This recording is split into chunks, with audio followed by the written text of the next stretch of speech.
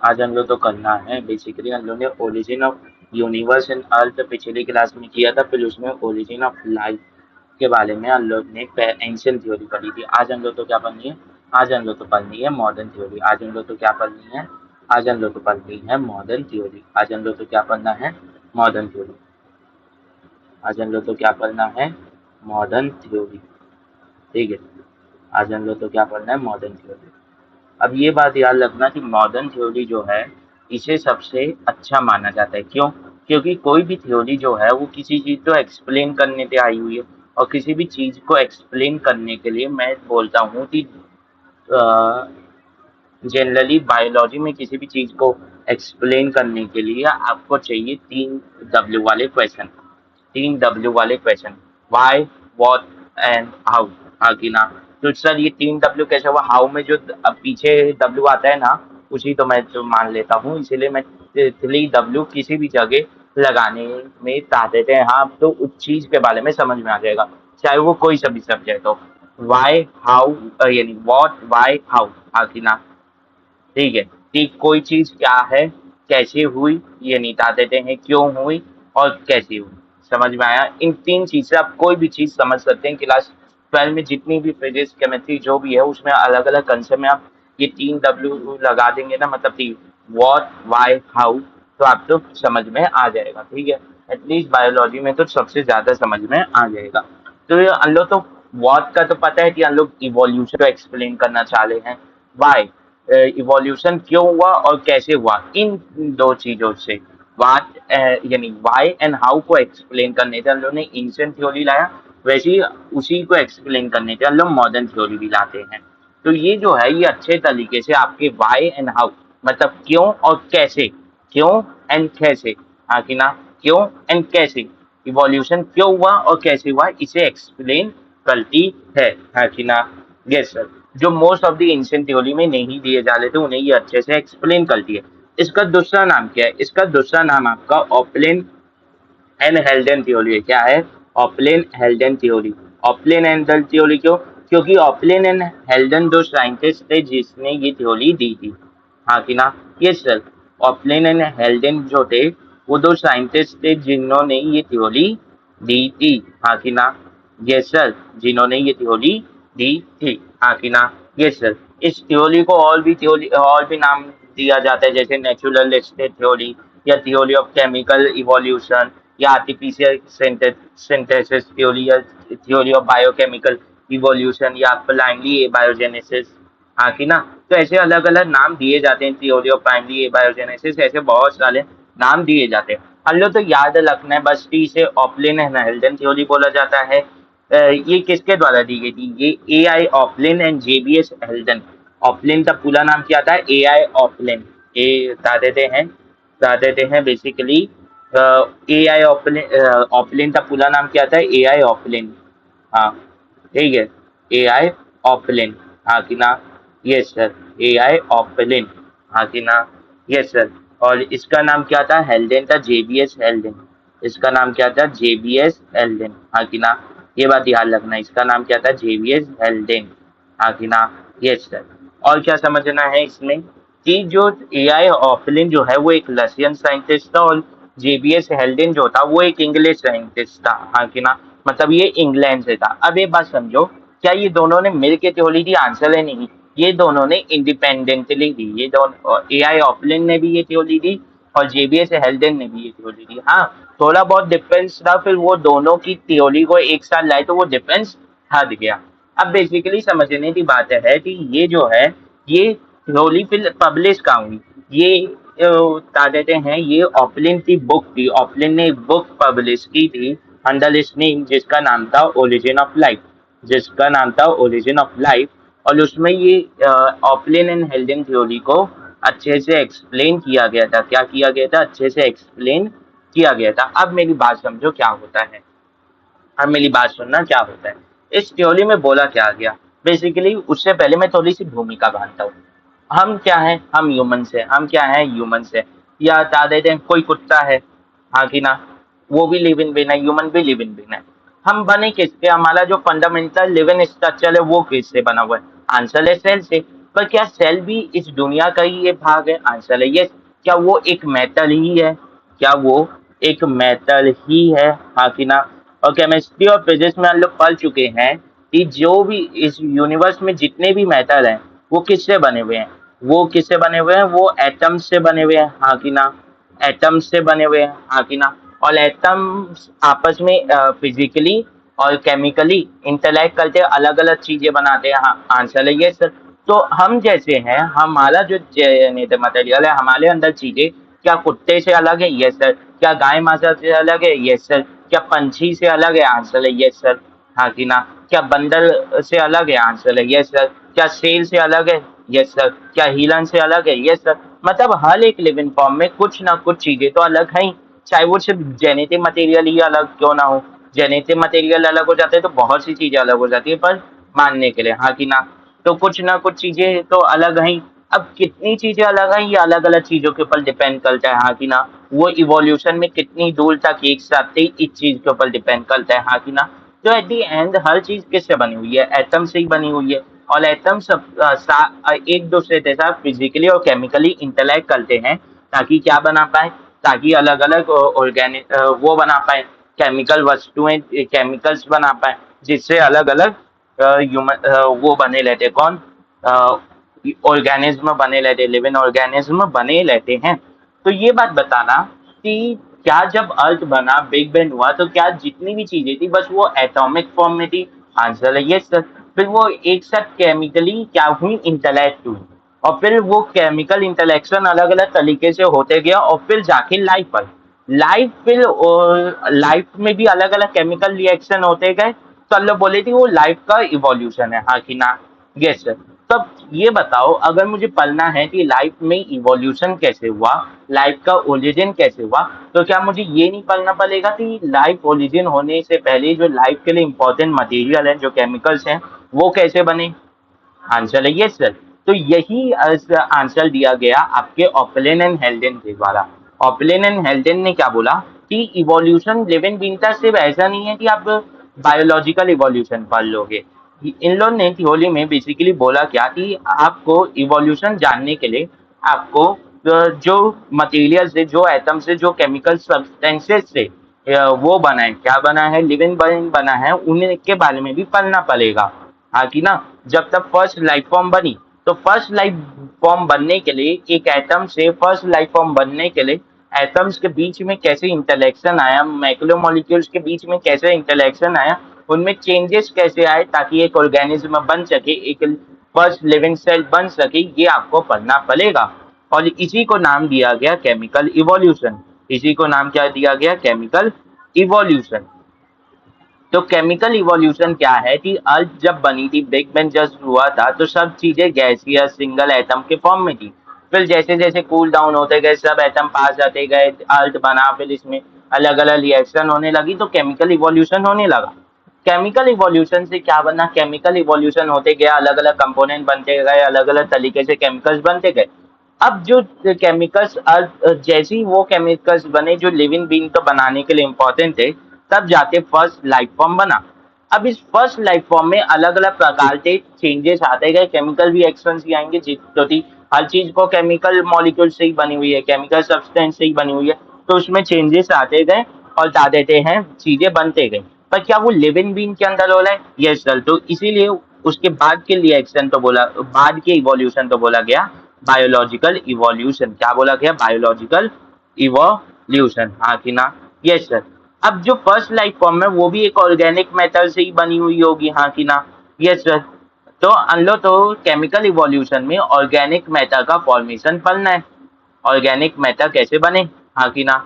Yellow तो पढ़ना है ऑर्गेनिक मैटर कैसे बने। येलो तो किस में पढ़ना है? केमिकल इवोल्यूशन में पढ़ना है। तो हम लोग तो पहले क्या पढ़ना पड़ेगा? केमिकल इवोल्यूशन, जिससे फर्स्ट सेल बना।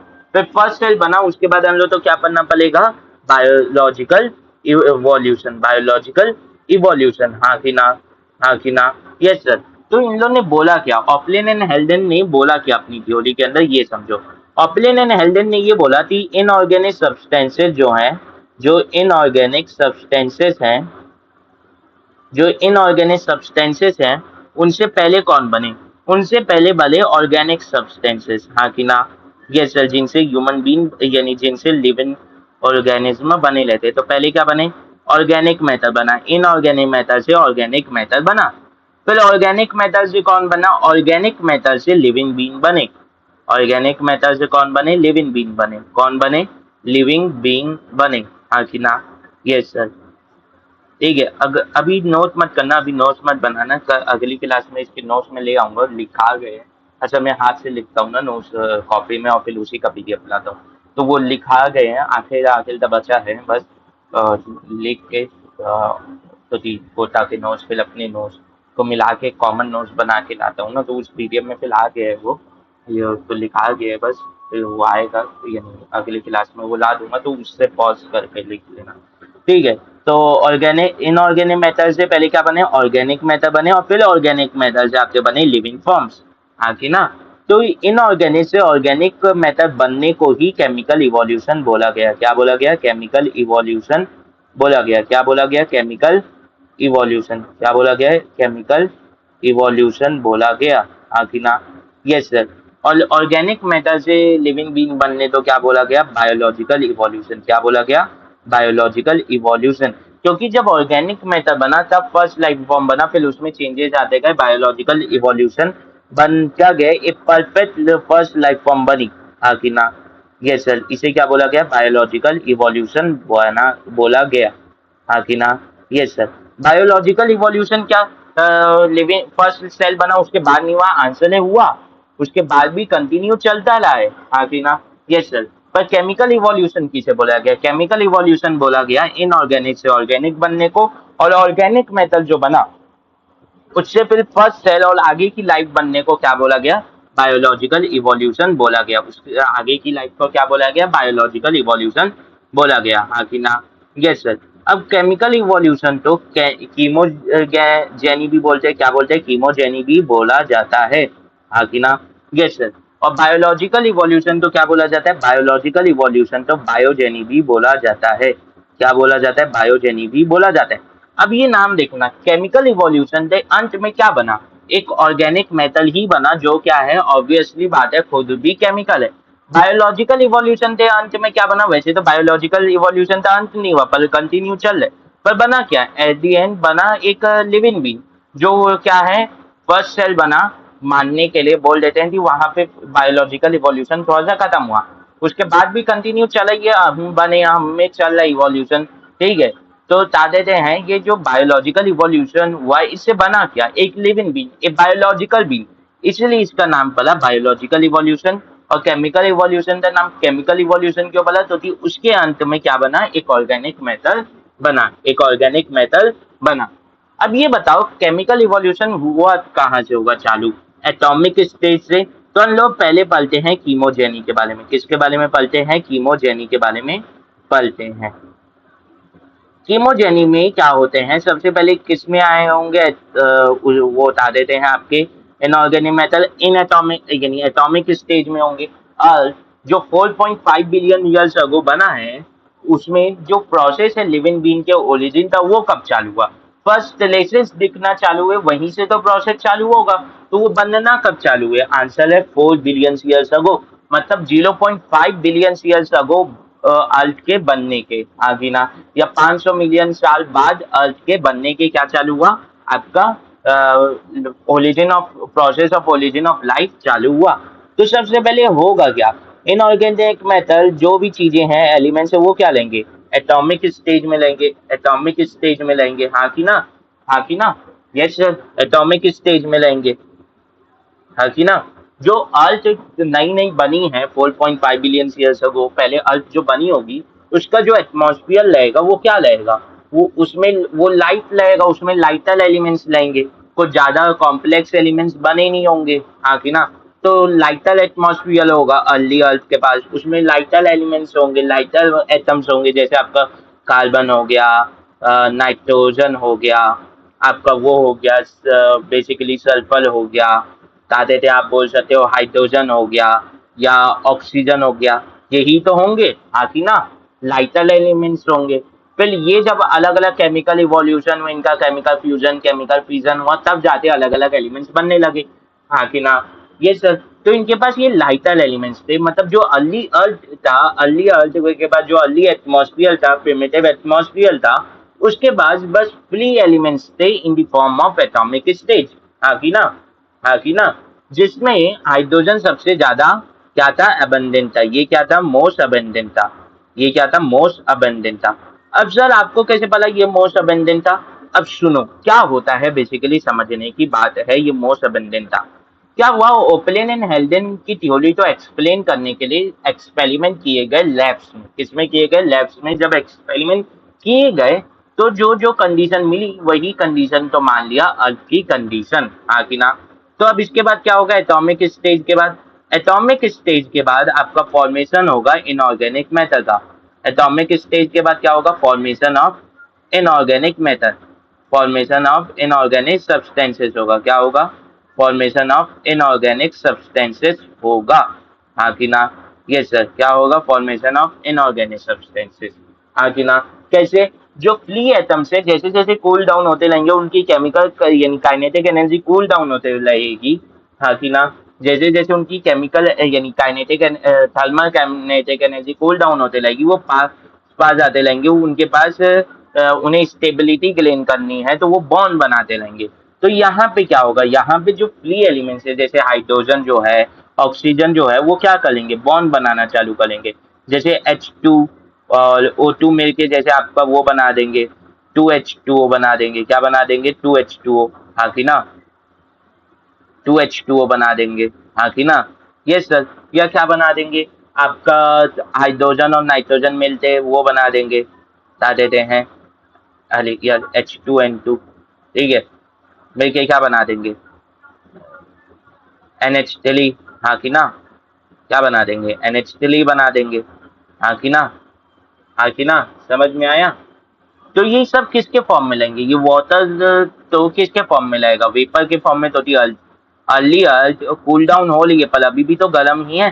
तो ये किसके फॉर्म में लाएगा, वेपर के फॉर्म में लाएगा। हाँ कि ना, हाँ कि ना। तो माना जाता है जो NH3 और H2O है, ये फर्स्ट इनऑर्गेनिक सब्सटेंसेस से जो अर्थ में बने। माना गया है कि ये फर्स्ट इनऑर्गेनिक सब्सटेंसेस हैं जो अर्थ में बने। क्या है, ये फर्स्ट इनऑर्गेनिक सब्सटेंसेस हैं जो अर्थ पे बने थे।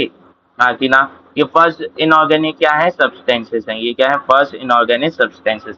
अब आगे सुनना, होता क्या है, तो जितनी भी ऑक्सीजन थी वो हुई क्या, वाटर बनाने के या अलग अलग रिएक्शन करने के लिए यूज अप हो गई पूरे ऑक्सीजन। जितनी भी ये ऑक्सीजन थी, बाकी एलिमेंट्स जो लाइटर एलिमेंट्स थे उनके साथ बाइंड हो गए। तो क्या एटमॉस्फेयर में जो ऑक्सीजन थे, फ्री एलिमेंट्स थे, वो सब गायब हो गए, आंसर है यस। पर क्या वो एकदम ही वो हो गए, खत्म हो गए, नहीं। वो बॉन्ड होके लखा गए हैं केमिकल फॉर्म में। पर ये बताना, क्या वो फ्री स्टेट में, आंसर है नहीं, आंसर है नहीं।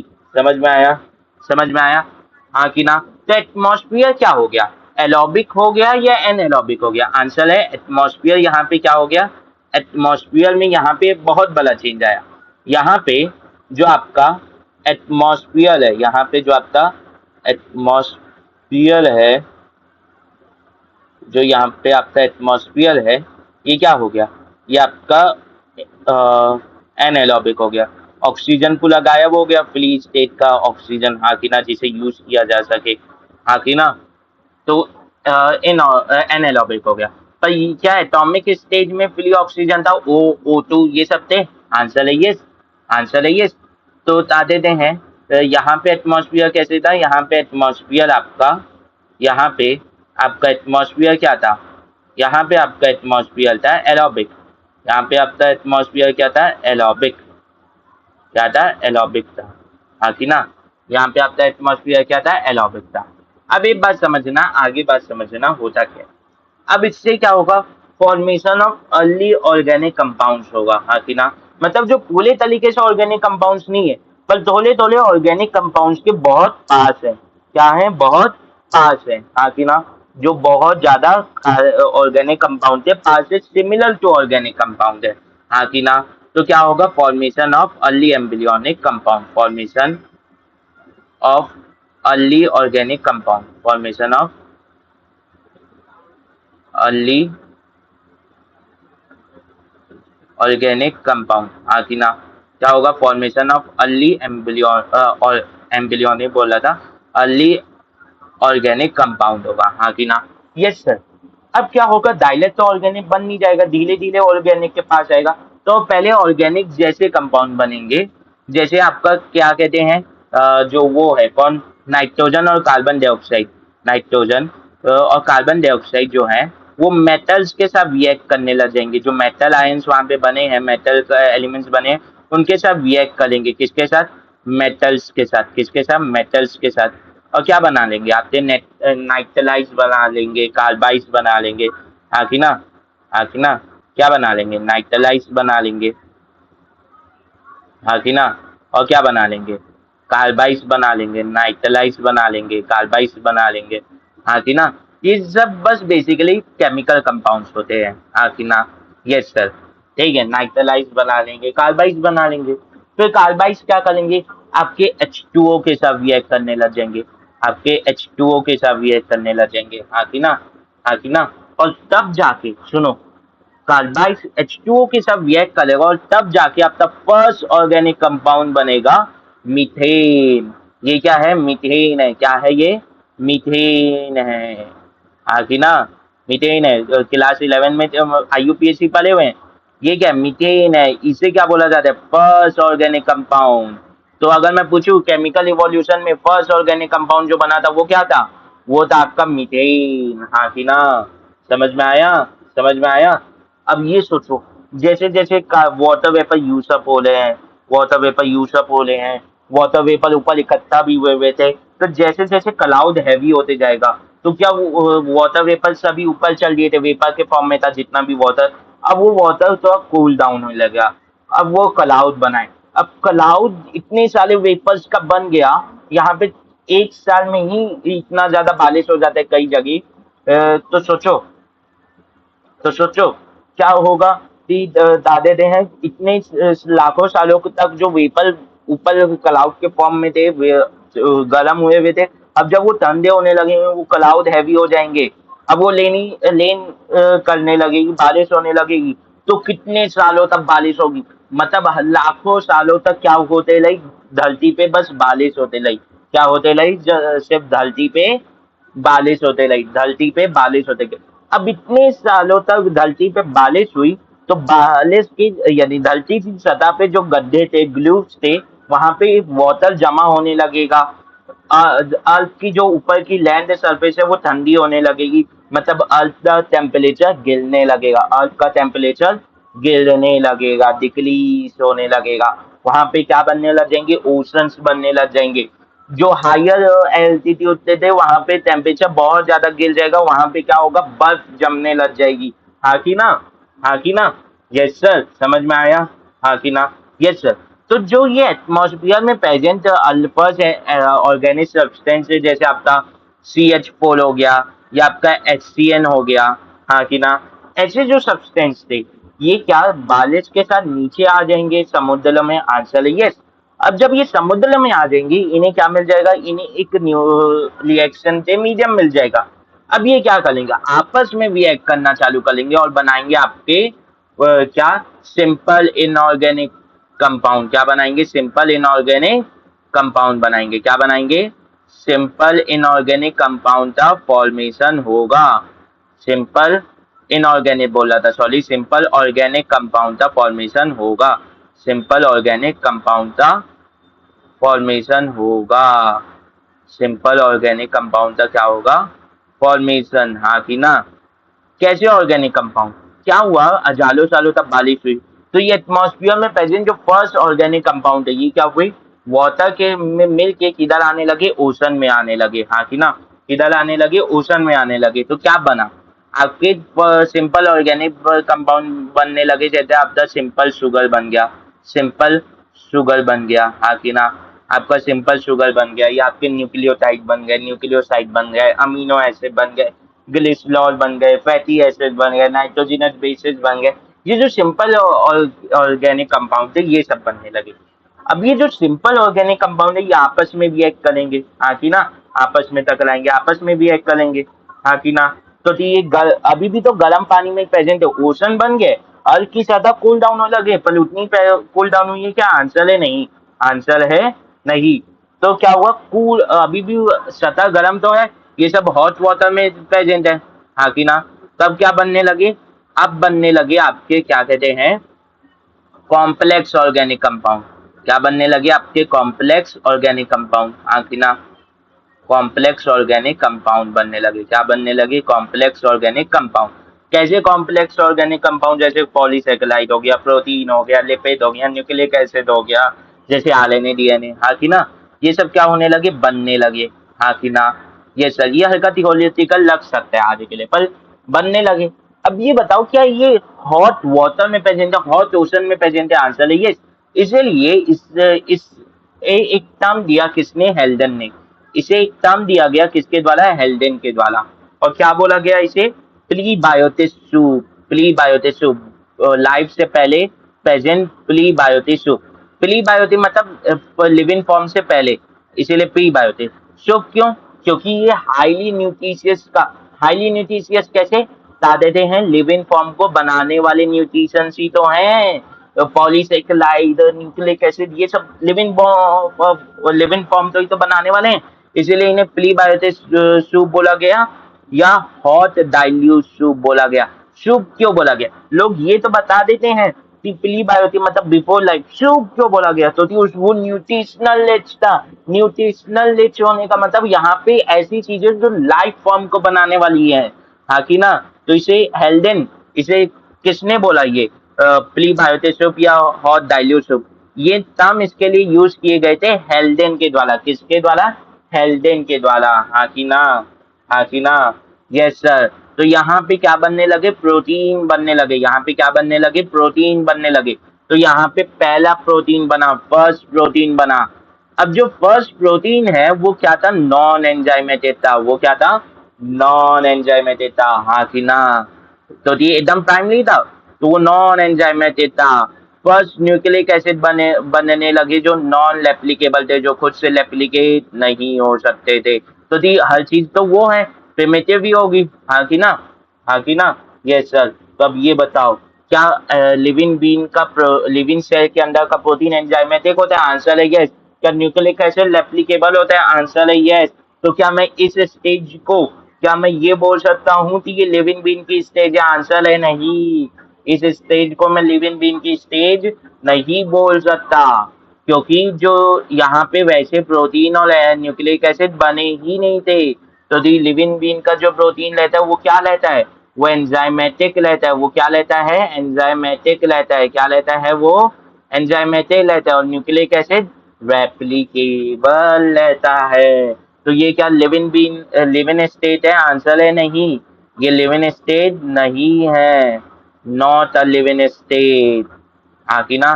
क्योंकि जो पहला प्रोटीन था वो नॉन एंजाइमेटिक था, जो पहले न्यूक्लिक एसिड थे वो नॉन रेप्लिकेबल थे। तो ये नॉट अ लिविंग स्टेट, ये एक किसी भी तरीके से लिविंग स्टेट नहीं है। ये किसी भी तरीके से आप इसे जिंदा, इसमें जान है नहीं बोल सकते, हाँ कि ना? समझ में आया? अब ये बताओ, यहाँ पे फर्दर इवोल्यूशन होगा, जो प्रोटीन है वो एंजाइमेटेड हो जाएंगे, न्यूक्लिक एसिड हो जाएंगे। तो क्या वो फर्स्ट लिविंग स्टेट होगी? आंसर है यस। तो वहां से अब यहाँ से क्या चालू हो जाएगा, अब यहाँ से चालू हो जाएगा बायोलॉजिकल इवोल्यूशन, हाँ कि ना? तो ये है केमिकल इवोल्यूशन। इतना जो है ये आपका, ये है पूरा आपका केमिकल इवोल्यूशन। अब ये बताओ, क्या ये केमिकल रिएक्शन में, आंसर है यस।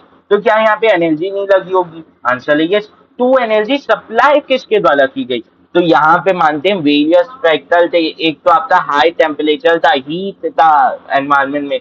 दूसरा यहाँ पे बारिश हो रही थी, क्लाउड पड़ रहे थे, लाइटनिंग हो रही थी, हाँ कि ना? वॉल्केनिक इरप्शंस हुए जा रहे थे। और सबसे मेजर कॉज, ओजोन लेयर बनी हुई नहीं थी, तो यूवी रेस आ रही थी, जिसके कारण कंपाउंड्स में क्या हो जाता है, म्यूटेशन हो जा रहा था, कंपाउंड्स में चेंजेस आ जा रहे थे, जिसके कारण यहाँ से क्या चालू हुआ, कॉम्प्लेक्स ऑर्गेनिक कंपाउंड से बायोलॉजिकल इवोल्यूशन चालू हुआ। तो म्यूटेशन माना जाता है सबसे मेजर कॉज है किसका, बायोलॉजिकल इवोल्यूशन का। किसका, बायोलॉजिकल इवोल्यूशन का। किसका, बायोलॉजिकल इवोल्यूशन का मेजर कॉज माना जाता है। कौन, म्यूटेशन कौन माना जाता है? म्यूटेशन कौन माना जाता है? म्यूटेशन कौन माना जाता है? म्यूटेशन माना जाता है। कौन माना जाता है? म्यूटेशन माना जाता है। तो ये क्या है आपका? ये है आपका केमिकल इवोल्यूशन। ये क्या है आपका? Chemical evolution. ठीक है, इतनी बात समझना है। ठीक है, होमोजेनी या केमिकल इवोल्यूशन में क्या देखा था कि ऐसे अलग अलग मॉलिक्यूल, जैसे ये लिपिड बन गया, ये आपका डीएनए आरएनए बन गया, मान लो, या डीएनए बन गया, यानी न्यूक्लिक एसिड बन गया, ये आपके प्रोटीन्स बन गए। तो ये बस एक ऐसे एक समुद्र में पले हुए हैं। ये ऐसे समुद्र में अलग अलग पले हुए हैं। ये एक साथ रेप्लिकेट नहीं कर पाले, ना ये रेप्लिकेट कर पाले हैं। न्यूक्लिक एसिड है वो रेप्लिकेट नहीं कर पाला, ना ये जो प्रोटीन है वो एंजाइमेटेड है। तो अब क्या होगा? जब बायोजेनी कहाँ से चालू होगी? बायोजेनी चालू होगी जब ये जो कॉम्प्लेक्स ऑर्गेनिक कंपाउंड है ये एक साथ आएंगे और ऐसा कुछ स्ट्रक्चर बना लेंगे। जैसे ये लिपिड की लेयर हो गई, लिपिड की डबल लेयर, ये आपका न्यूक्लिक एसिड, और ये आपके क्या हो गए? ये आपके हो गए प्रोटीन। पर यहाँ पे भी ये जो न्यूक्लिक एसिड है, ये जो न्यूक्लिक एसिड है, इसे एनी लिख दे रहा हूँ, न्यूक्लिक एसिड, तो ये क्या है? Non replicable. ये क्या है? नॉन रेप्लिकेबल, हाँ कि ना? यस सर, ये क्या है? बेसिकली नॉन रेप्लिकेबल है, हाँ कि ना? Yes sir. और प्रोटीन क्या है? प्रोटीन जो है वो नॉन एंजाइमेटिक है। प्रोटीन क्या है? नॉन एंजाइमेटिक है, हाँ कि ना?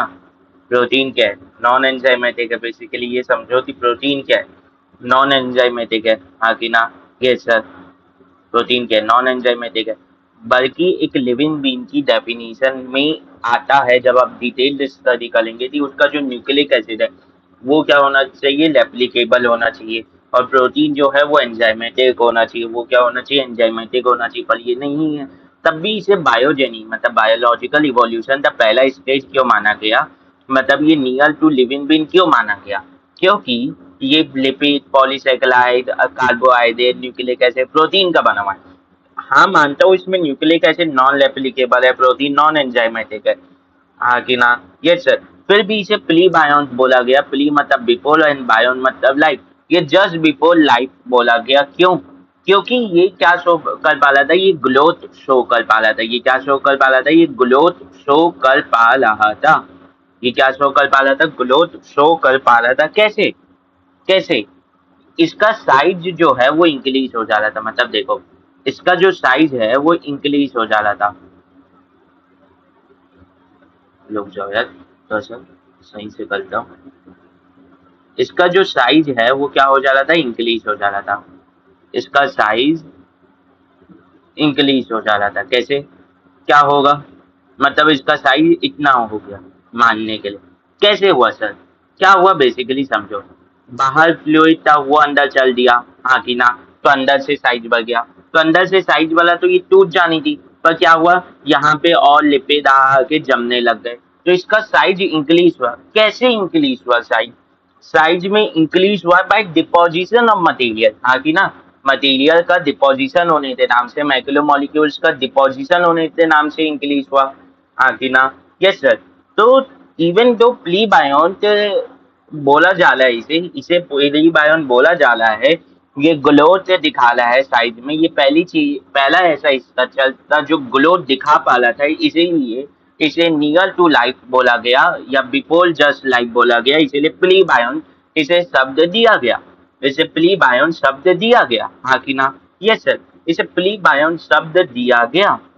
अब ये समझो कि जो ये प्ली बायोन है, ये इन्हीं जो कीमोजेनी में आखिर में बने थे ना, कॉम्प्लेक्स ऑर्गेनिक कंपाउंड, इन्हीं का नेक्स्ट स्टेप है। बस ये एक साथ आ गए हैं। ये क्या हो गए हैं? एक साथ आ गए हैं।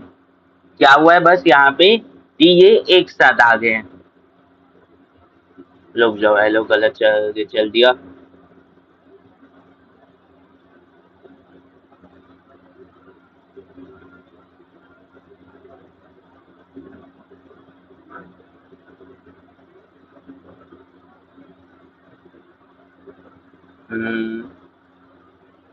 ठीक है, अब ठीक है।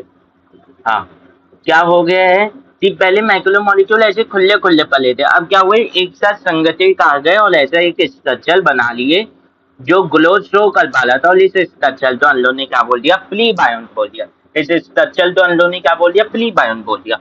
अब ये प्लीबायोन जो है वो लिविन के कैरेक्टरिस्टिक वैसे वाले नहीं दिखा रहा जो एकदम न्यूक्लिक एसिड और प्रोटीन दिखाते हैं, पर ये ग्रोथ दिखा पा रहा है जो लिविन में दिख जाती है, जो लिविन में दिख जाती है। मतलब मैं इसे नियर टू लिविन या जस्ट बिफोर लिविन बोल सकता हूँ, इसीलिए इसे नाम दिया गया प्लीबायोन। समझ में है? Yes sir.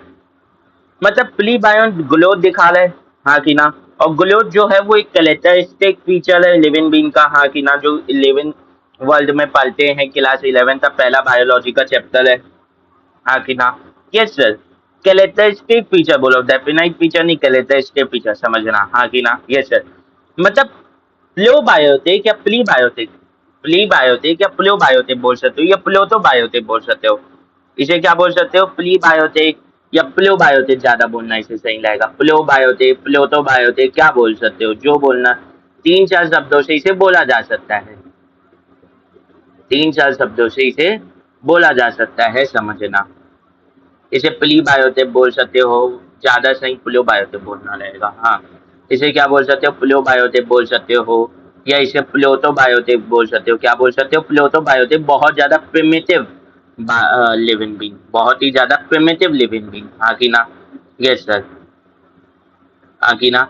तो ये जो प्लोबायोटिक है, प्लोटोबायोटिक है, ये जो है ये बहुत ज्यादा प्रिमिटिव लिविंग बीइंग की तरह है। पर क्या ये एक लिविंग बीइंग है? मैंने बोला लिविंग बीइंग की तरह है, पर क्या लिविंग बीइंग है? आंसर है नहीं। ये अभी भी क्या है? नॉन लिविंग है। ये अभी भी क्या है? नॉन लिविंग है। ये अभी भी क्या है? नॉन लिविंग है, हाँ कि ना। तो चल, इसे बायोजेनी का पहला स्टेप क्यों माना गया, समझो। पहले मैक्रोमोलेक्यूल्स अलग अलग जगह थे, अब वो एक साथ आए एक लिविंग जैसा स्ट्रक्चर सलीका बनाने के लिए। मतलब ये नियर टू लिविंग है, इसीलिए तो प्लोबायोटिक, प्लोटोबायोटिक, ये कई बार प्लीबायोटिक शब्द आ जाता है, हाँ कि ना। Yes sir. तो नियर टू लिविंग है, मतलब इसे हल्का सा एक्सपेक्ट आप इसमें लिविंग का जोड़ सकते हो, हाँ कि ना। यदि यहीं से अब अगला जो स्टेप आएगा इसके बाद, उसमें लिविंग बीइंग बनने के बहुत ज्यादा चांसेस रहेंगे, इसीलिए इसे बायोजेनी का पहला स्टेप बोला जाता है, हाँ कि ना। Yes sir. अब सुनो, अब सुनो। ये जो प्लोटोबायोटिक है, जब इन्हें एक्सपेरिमेंट किए गए लैब में, वैसे कंडीशन दी गई, तो माइक्रोमोलिक्यूल्स बनते गए। ये हम लोग तो ये सब स्टेप कैसे पता चले? ये सब स्टेप जब हम लोग लैब में एक्सपेरिमेंट किए तो ये सब स्टेप हुए, इसीलिए बोला हूँ कि ये सब स्टेप हुए, हाँ कि ना। ये सर, अब समझो क्या होता है कि ये प्लोटोबायोटिक या प्लोबायोटिक, तो अलग अलग साइंटिस्ट ने अलग अलग नाम दिया, अलग अलग साइंटिस्ट ने अलग अलग नाम दिया। जैसे इसे कोजल वेस्ट बोला गया, क्या बोला गया? कोजल वेस्ट बोला गया, क्या बोला गया? कोजल वेस्ट बोला गया। किसके द्वारा? ऑपलिन के द्वारा। इसे ऑपलिन ने क्या बोला? कोजल वेस्ट बोला। किसने? ऑपलिन ने। या इसे क्या बोला गया? इसे बताते थे माइक्रोस्पोर्स बोला गया। एक साइंटिस्ट था पॉक्स, उसने इसे माइक्रोस्पोर्स बोला। उसने इसे क्या बोला? माइक्रोस्पियर्स बोला, सॉरी, माइक्रोस्पियर्स बोला, हाँ कि ना। तो 30 पेलिकल सली के छोटे छोटे, हाँ कि ना। या इसका दूसरा नाम क्या पड़ा? इसका दूसरा नाम पड़ा वेसिकल्स। डीमर कल्टे साइंटिस्ट था, उसने इसका दूसरा नाम क्या दिया? वेसिकल्स दिया। इसका दूसरा नाम क्या दिया? वेसिकल्स दिया। तो आपको जब एम्स की पीवाईक्यू लगाएंगे तब आपको प्लोटोबायोन्स, प्रोटोबायोटिक या प्रीबायोटिक की जगह आपको कोजल वेस्ट मिलेगा, आपको माइक्रोस्पियर्स मिलेगा, आपको वेसिकल्स मिलेगा। तो याद रखना, प्लोबायोन्स को ही कोजल वेस्ट, माइक्रोस्पियर्स और दाते थे वेसिकल्स बोला जाता है, हाँ कि ना। Yes sir. अब समझना, अब यहाँ पे बने ईओ बायोन, यहाँ पे क्या बने? Eobiont, eobionts. ये आप इन्हें बोल सकते हो फर्स्ट, बता देते हैं, लिविंग सेल। इन्हें फर्स्ट लिविंग बॉडी बोल सकते हो, इन्हें फर्स्ट लिविंग बॉडी बोल सकते हो, हाँ कि ना। यस सर, इन्हें फर्स्ट लिविंग बॉडी बोल सकते हो, हाँ कि ना। Yes sir. अब समझना हुआ क्या, अब समझना हुआ क्या। यहाँ पे क्या हुआ, इसमें जो बायोमोलिक्यूल्स थे, प्लोटोबायोन्स या प्लोबायोन्स में जो बायोमोलिक्यूल्स के, वो क्या हो गए? म्यूटेट हो गए। वो क्या हो गया? उनमें म्यूटेशन आ गया, किसी भी कारणवश, किसी भी कारणवश म्यूटेशन आ गया। तो उस समय तो वो था नहीं ऑक्सीजन, तो एटमॉस्फेयर में ऑक्सीजन तो था नहीं, ओजोन की लेयर तो थी नहीं, तो मान लेते हैं यूवी लेस आई और ये म्यूटेट हो गए। ये क्या हो गए? म्यूटेट हो गए। अब क्या हुआ बायोमोलिक्यूल्स में म्यूटेशन हो गया। तो इसकी जो प्रॉपर्टीज है सेल्फ रेप्लिकेशन या सेल्फ डुप्लीकेशन थी वो किसके अंदर आ गई, इस न्यूक्लिक एसिड के अंदर आ गई, न्यूक्लियो प्रोटीन्स के अंदर आ गई, न्यूक्लियो प्रोटीन्स के अंदर आ गई, हाँ कि ना। तो जो इसका ये आरएनए है, इसका ये जो आरएनए है, इसका ये जो आरएनए है, ये क्या होने लगा, ये रेप्लिकेबल होने लगा, ये खुद से रेप्लिकेट करने लगा। प्लस इसमें अंदर जो प्रेजेंट वो है प्रोटीन्स, वो क्या हो गए, एंजाइमेटिक हो गए, वो क्या हो गए, एंजाइमेटिक हो गए, वो क्या हो गए, एंजाइमेटिक हो गए, हाँ कि ना, हाँ कि ना, समझ में आया, वो क्या हो गए, एंजाइमेटिक हो गए, हाँ कि ना। ये सर, तो ये भी कैसे थे, ये भी कुछ ऐसे ही लाइफ फॉर्म्स थे, ये भी कुछ ऐसे ही लाइफ फॉर्म्स थे, हाँ कि ना। ये सर, ये भी क्या थे, ऐसे ही लाइफ फॉर्म्स थे।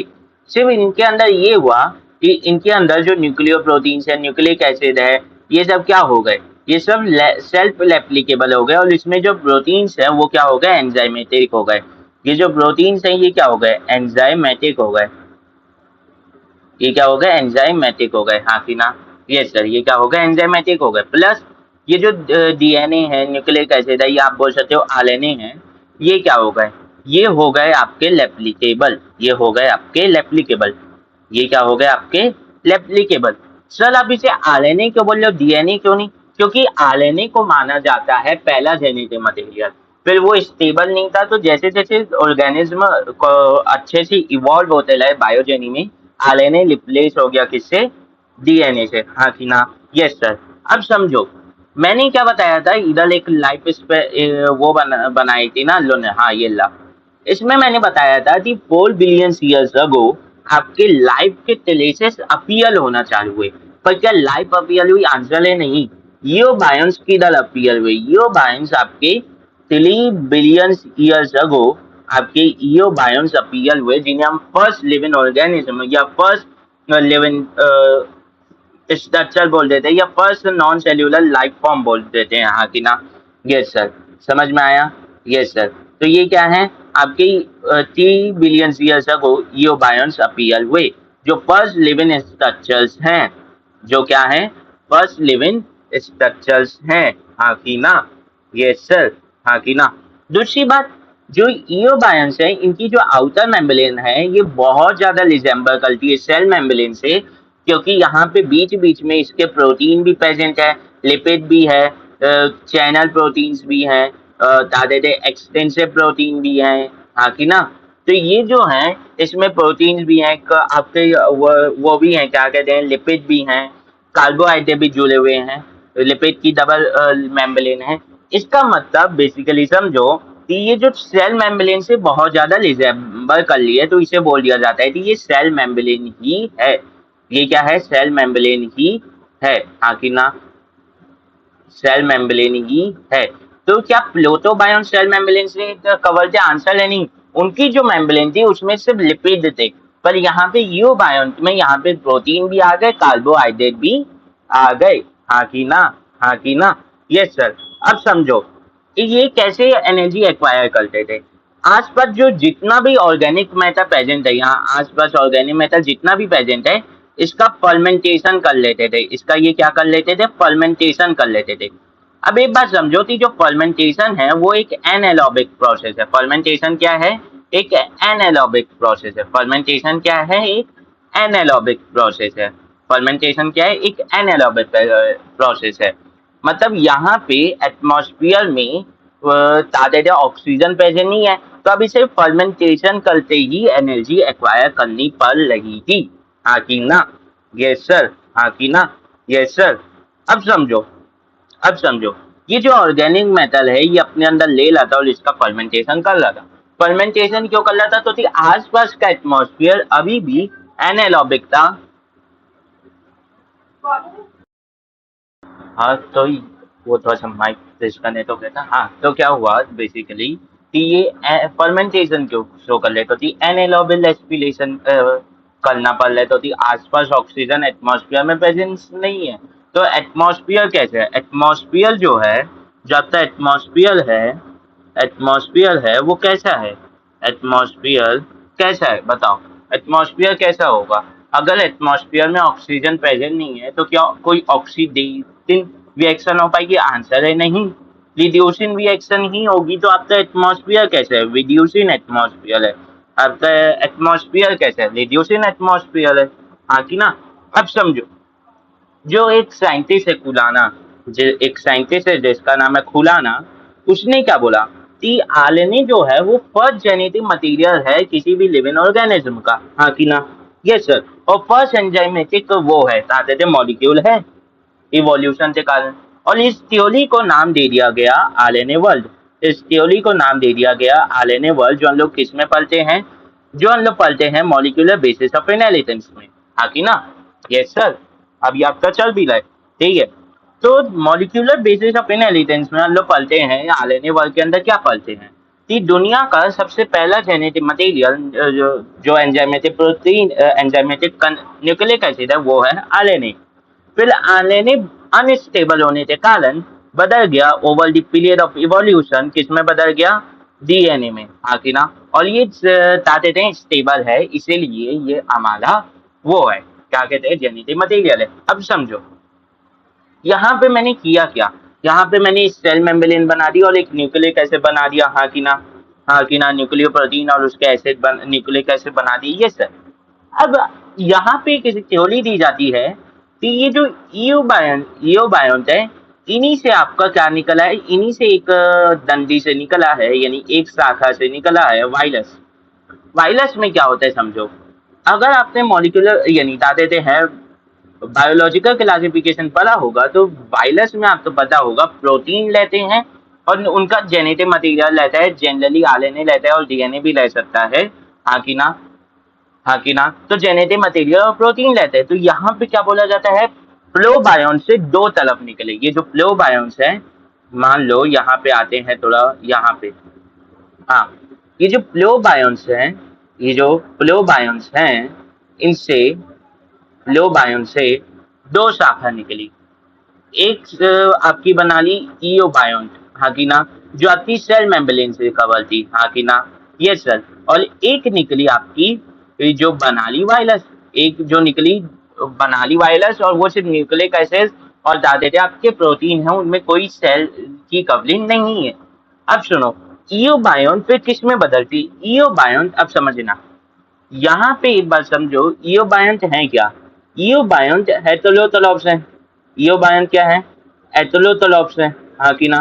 कैसे हेटेरोट्रॉप्स है? क्या ये खुद से खाना बना ले? आंसर है नहीं। आज plus present organic molecule the fermentation करके खाना ले लें। हाँ कि ना? ये सर।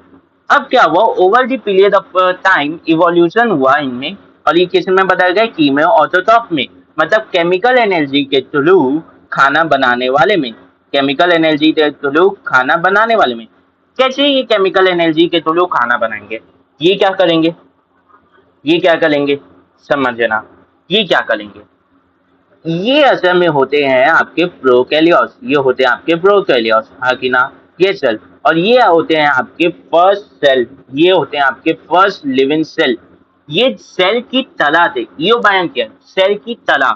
इन्हें मैंने क्या बोला था? First living body, living structure, या first non cellular life form. तो ये पूरे तरीके से सेल नहीं थे, पर फर्स्ट सेल कौन थे? Chemo autotrophs. फर्स्ट सेल कौन थे? फर्स्ट लिविंग सेल कौन थे? Chemo autotrophs. और ये क्या थे? प्रोकैरियोट्स। समझना, हाँ कि ना? ये सर। अब ये बने कब?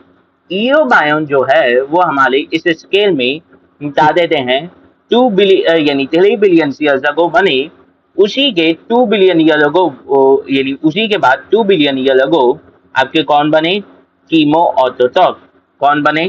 Chemo autotroph. यहाँ पे मतलब कौन बने? प्रोकैरियोट्स। यहाँ पे कौन बने? प्रोकैरियोट्स आपके बने। कौन बने? प्रोकैरियोट्स आपके बने। हाँ कि ना? Yes sir. हाँ कि ना?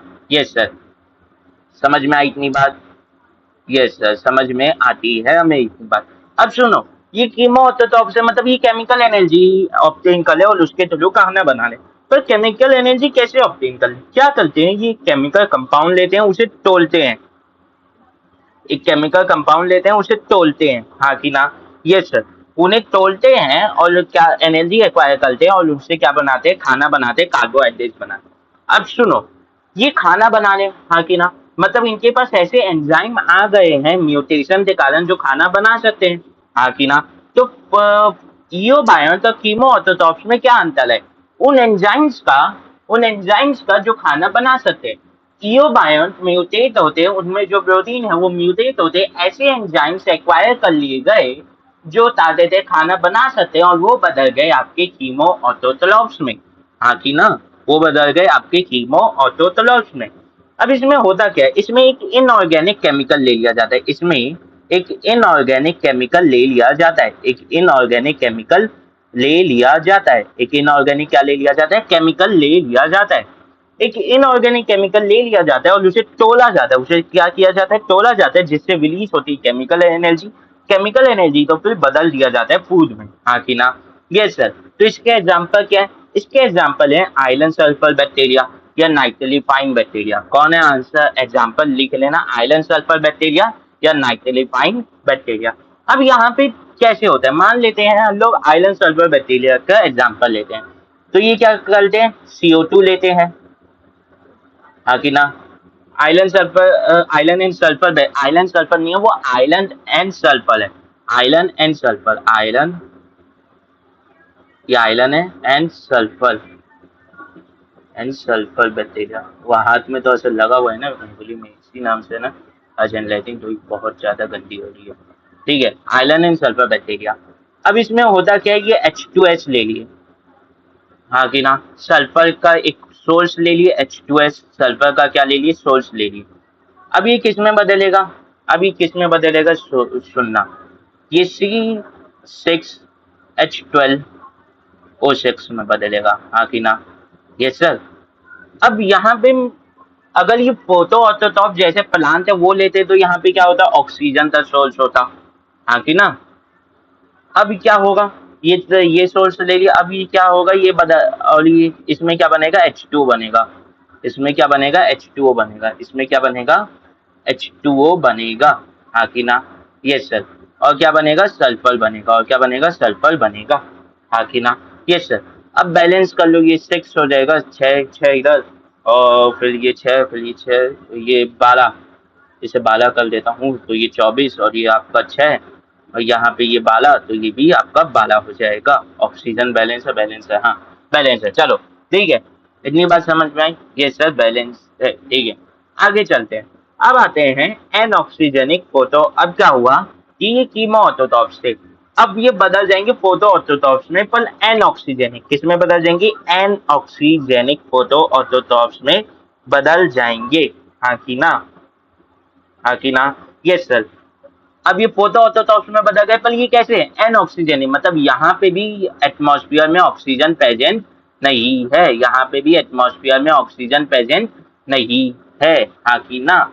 तो इनके पास क्या लेता है, बैक्टीरियल क्लोरोफिल लेता है, इनके पास क्या लेता है, बैक्टीरियल क्लोरोफिल लेता है, इनके पास क्या लेता है, बैक्टीरियल क्लोरोफिल लेता है। बैक्टीरियल क्लोरोफिल क्या होता है, ये ब्लू सेंस में क्लोरोफिल नहीं होता, ये क्लोरोफिल लाइक पिगमेंट होता है, मतलब कि एक पॉल्फाइलिन की लिंक में मैग्नीशियम को फंसा देते हैं तो वो क्लोरोफिल जैसा काम करने लग जाता है। तो ये बैक्टीरियल क्लोरोफिल या प्रिमिटिव क्लोरोफिल बोलता है, ये ट्रू क्लोरोफिल नहीं होता, या इसे क्लोरोफिल लाइक स्ट्रक्चर बोल सकते हो। ये किससे बनता है, मेटैलोमॉर्फिन, मतलब जैसे आप पॉलीफाइलिन की लिंक ले लो और उसमें ना मेटल आयन को इनकॉर्पोरेट कर दो तो वो क्लोरोफिल की तरह एक्ट करने लगता है। हाँ कि ना? तो ये क्या करता है, ये तलैप करता है, ये क्या करता है, ये तलैप करता है आपकी सोलर एनर्जी को, क्या करता है, तलैप करता है आपकी सोलर एनर्जी को। हाँ कि ना? तो फोटो ऑटोटॉप से, फोटो मतलब सनलाइट से लेगा। हाँ कि ना? तो ये आपकी सोलर एनर्जी को तलैप करता है। हाँ कि ना? Yes sir. और क्या करता है, उसे बदल देता है, उसे बदल देता है किसमें, उससे बदल देता है आपके खाने में। हाँ कि ना? Yes sir. पर सुनो, ये एन ऑक्सीजनिक है, मतलब ये यहाँ पे ऑक्सीजन नहीं इवॉल्व होगा, यहाँ पे ऑक्सीजन इवॉल्व नहीं होगा, यहाँ पे ऑक्सीजन इवॉल्व नहीं होगा, मतलब यहाँ पे जो वो बनेगा, क्या कहते हैं, खाना बनेगा, वो नॉन ऑक्सीजनिक सोर्स से बनेगा। और नॉन ऑक्सीजनिक सोर्स में यहाँ पे एग्जांपल ले लेते हैं H2S का, यहाँ पे एग्जांपल ले लेते हैं H2S का। तो सोचो, अगर H2O लेता है तो ओ ऑक्सीजन रिलीज होता है, अगर H2S है तो क्या रिलीज होगा, सल्फर रिलीज होगा, क्या रिलीज होगा, सल्फर रिलीज होगा। तो यहाँ पे जो बैक्टीरिया के एग्जाम्पल हो जाते हैं वो हो जाते हैं green and sulphur, purple and green sulphur bacteria, purple and green sulphur bacteria, purple and green sulphur bacteria, purple and green sulphur bacteria. क्योंकि ये फोटो ऑर्थोटॉप्स है, ये फोटो ऑर्थोटॉप्स है। Iron and sulphur bacteria photoautotrophs नहीं है, वो chemoautotrophs है। Purple and green sulphur bacteria ये ऑर्थोटॉप्स है, पर कैसे? एन ऑक्सीजन, ऑक्सीजन ना यूज करने वाले। हाँ की ना, हाँ की ना, समझ में आई इतनी बात? तो रिएक्शन क्या रहेगी? रिएक्शन यही की यही रहेगी, रिएक्शन में कोई चेंज नहीं आएगा। अब आते हैं ऑक्सीजेनिक फोटो ऑर्थोटॉप्स। यहाँ से आपका ऑक्सीजन इवॉल्व होगा। ये जो है ये एक्चुअल में आपके ऑक्सीजन इवॉल्व करेंगे। ये क्या करेंगे? आपके ऑक्सीजन इवॉल्व करेंगे। अब सुनना, ये एन ऑक्सीजनिक क्यों बने? ये एन ऑक्सीजनिक कैसे है? क्योंकि एटमॉस्फेयर में ऑक्सीजन नहीं है। हाँ कि ना? इसलिए एन ऑक्सीजनिक नहीं है, क्योंकि इनके पास ऐसे एंजाइम हैं जो H2S को ही तोड़ पा रहे हैं, वो नहीं कर पा रहे, H2O का यूज नहीं कर पा रहे। सुनना, अब मतलब यहाँ पे भी एटमॉस्फेयर में ऑक्सीजन तो नहीं आएगा। अब जैसे ही ऑक्सीजेनिक फोटो ऑर्थोटॉप्स होगा, जैसे ही ऑक्सीजेनिक फोटो ऑर्थोटॉप्स होगा, तो ये क्या करेंगे? यहाँ पे एक्चुअल आपका टुलू क्लोरोफिल डेवलप हो जाएगा। यहाँ पे एक्चुअल में आपका टुलू क्लोरोफिल जो हमें प्लांट में मिलता है वो डेवलप हो जाएगा। हाँ कि ना? यस सर, यहाँ पे क्या हो जाएगा? टुलू क्लोरोफिल डेवलप हो जाएगा। हाँ कि ना? पहले बैक्टीरिया क्लोरोफिल हुआ, अब वो मॉडिफाई होते क्या हो गया? टुलू क्लोरोफिल हो गया। हाँ कि ना? तो यहाँ पे ये भी तो यानी ये भी प्रोकैरियोट्स है, इनका एग्जांपल क्या हो जाएगा? साइनोबैक्टीरिया। इनका एग्जांपल क्या हो जाएगा? साइनोबैक्टीरिया। अब ये ऑक्सीजनिक फोटोऑर्थोटॉप्स है, मतलब ये ऑक्सीजन का सोर्स यूज करेंगे, सोलर एनर्जी यूज करेंगे खाना बनाने के। तो अगर ये ऑक्सीजन का सोर्स जो H2O है वो यूज करेंगे तो क्या इवॉल्व होगा? ऑक्सीजन इवॉल्व होगा। क्या इवॉल्व होगा? ऑक्सीजन इवॉल्व होगा। और ये ऑक्सीजन इवॉल्व होते जाएगा क्या? एटमॉस्फेयर में ही जाएगा, रिलीज होगा, ये बता देते हैं एटमॉस्फेयर में। हाँ कि ना? तो ये बताओ, क्या एटमॉस्फेयर जो अभी तक रिड्यूसिंग था, जो अभी तक रिड्यूसिंग था, जिसके कारण केमिकल और बायोलॉजिकल इवोल्यूशन हो पा रहा था, सुनना, रिड्यूसिंग एटमॉस्फेयर बहुत ज्यादा जरूरी है आपके केमिकल और बायोलॉजिकल इवोल्यूशन के लिए।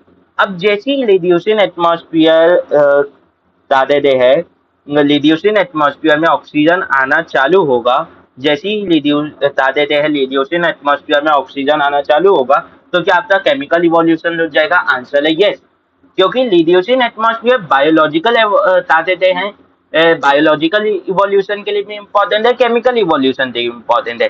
पर बायोलॉजिकल इवोल्यूशन सिर्फ रिड्यूसिंग एटमॉस्फेयर के कारण नहीं हो रहा, और केमिकल इवोल्यूशन में one of the major reason होने का कारण है आपका रिड्यूसिंग एटमॉस्फेयर, केमिकल इवोल्यूशन होने से। तो अगर ये वन ऑफ द मेजर कारण रिमूव हो जाएगा तो केमिकल इवोल्यूशन स्टॉप हो जाएगा। तो यहाँ पे आपका रिड्यूसिंग एटमॉस्फेयर ऑक्सीजेनिक हो जाता है, इस नाम से यहाँ पे आपका केमिकल इवोल्यूशन, कीमोजेनी क्या हो जाती है? स्टॉप हो जाती है। यहाँ पे आपकी कीमोजेनी स्टॉप हो जाती है। हाँ कि ना? हाँ कि ना? अब ये बताओ, क्या मैं यहाँ पे बहुत बड़ा बदलाव नहीं ला दिया एटमॉस्फेयर में? आंसर है यस। क्या ये बहुत बड़ा बदलाव नहीं ला दिया? यस। तो इसी को इवोल्यूशन की हिस्ट्री में लिखा जाता है ऑक्सीजन रेवोल्यूशन। इसी को क्या लिखा जाता है? Oxygen revolution. इसी को क्या लिखा जाता है? Oxygen revolution. हाँ कि ना? इसी को क्या लिखा जाता है? Oxygen revolution, oxygen revolution. अब सुनना, अभी तक प्रोकैरियोट चल रहे थे, अभी तक प्रोकैरियोट चल रहे थे। अब आएंगे आपके यूकैरियोट्स। अब आपके क्या ओरिजिनेट हो जाएंगे? यूकैरियोट्स। अब आपके क्या ओरिजिनेट हो जाएंगे? यूकैरियोट्स। हाँ कि ना? क्योंकि एरोबिक कंडीशन आ गई है, यूकैरियोट्स हमेशा एरोबिक कंडीशन में जी पाते हैं। तो अब आपके पास एरोबिक कंडीशन आ गई है, तो अब आपकी यूकैरियोट्स का ओरिजिनेशन चालू हो जाएगा। हाँ कि ना? हाँ कि ना? समझ में आया? समझ में आया? अब दो प्रोसेस जो हैं, जो बहुत ज्यादा इंपॉर्टेंट रोल प्ले किए थे यूकैरियोट फॉर्मेशन में, वो है कि अगर आप बैक्टीरिया के में देखेंगे तो आपको वहां पे मीजोजोम देखेंगे, ऐसे इनर फोल्डिंग। क्या हुए? ये इनर फोल्डिंग धीरे धीरे मेम्ब्रेन बाउंड सेल ऑर्गेनेल्स में बदलने लगे। हाँ कि ना? Yes sir. और क्या हुआ बेसिकली समझो कि जो ये पहला एक प्रोसेस हुआ कि जो इनर फोल्डिंग से प्लाज्मा मेम्ब्रेन थी वो आपके मेम्ब्रेन बाउंड सेल ऑर्गेनेल में बदलने लगे, हाँ कि ना। दूसरा जो कारण है दूसरा जो कारण है दूसरा जो कारण है कि जो प्रिमिटिव यूकेरियोट्स ऐसे बने थे उनके साथ कुछ प्रोकैरियोट्स क्या शो करने लगे, सिम्बायोटिक रिलेशन शो करने लगे। क्या शो करने लगे? सिम्बायोटिक रिलेशन शो करने लगे, हाँ कि ना। क्या शो करने लगे? सिम्बायोटिक रिलेशन शो करने लगे। तो क्या हुआ, धीरे धीरे ये प्रोकैरियोट्स इसी के अंदर चल दिया और ये प्रोकैरियोट्स को ये यूकेरियोट वाला सेल निगल गया और इन्हें अपनी सेल ऑर्गेनेल की तरह धारण कर लिया और ये प्रोकैरियोट्स स्पेशलाइज हो गए एक काम में और इन सेल ऑर्गेनेल्स को बोला जाता है माइटोकॉन्ड्रिया, क्लोरोप्लास्ट, माइटोकॉन्ड्रिया और क्लोरोप्लास्ट, हाँ कि ना। माइटोकॉन्ड्रिया और प्लास्टिड हो गया, हाँ कि ना, हाँ कि ना। तो क्या ये भी यूकेरियोटिक फॉर्मेशन थे हैं? हाँ, यस सर। तो ये जो दो प्रोसेसेस है ये बहुत ज्यादा इंपॉर्टेंट है यूकेरियोटिक फॉर्मेशन के लिए। तो सोचो, बायोजेनी भी अनलोटा हो गया। अब अनलोटो कीमोजेनी और बायोजेनी को मिला के कुछ क्वेश्चन पूछा जाए, जैसे बोर्ड में पूछा जा सकता है, नीट में स्टेटमेंट में बोला जा सकता है कि कंडीशंस जो ये तादेदे ओपलिन एंड हेल्डेन थ्योरी आपको बताती है जिसके कारण ओरिजिन ऑफ लाइफ हो पाया। तो पहला तो हो जाएगा रिड्यूस इन एटमॉस्फेयर, सबसे इंपॉर्टेंट कारण ही पहले ले लेते हैं। अब सुनो, reduce in atmosphere biological evolution के लिए भी जरूरी था पर उतना जरूरी नहीं था जितना आपका केमिकल इवोल्यूशन के लिए था। तो रिड्यूस इन एटमॉस्फेयर आपके किसके लिए जरूरी था? आपके ज्यादा जरूरी था कीमोजेनी के लिए, आपके कीमोजेनी के लिए जरूरी था। किसके लिए जरूरी था? कीमोजेनी के लिए जरूरी था। किसके लिए जरूरी था? कीमोजेनी के लिए, हाँ कि ना। ये सर। अब आगे आते, दूसरा क्या था? दूसरा रीजन हो सकता है कि सेल्फ रेप्लिकेटिंग मॉलिक्यूल, की खुद से रेप्लिकेट होने वाले मॉलिक्यूल, सेल्फ रेप्लिकेटिंग मॉलिक्यूल, ताकि उनकी पॉपुलेशन बढ़ पाए, हाँ कि ना।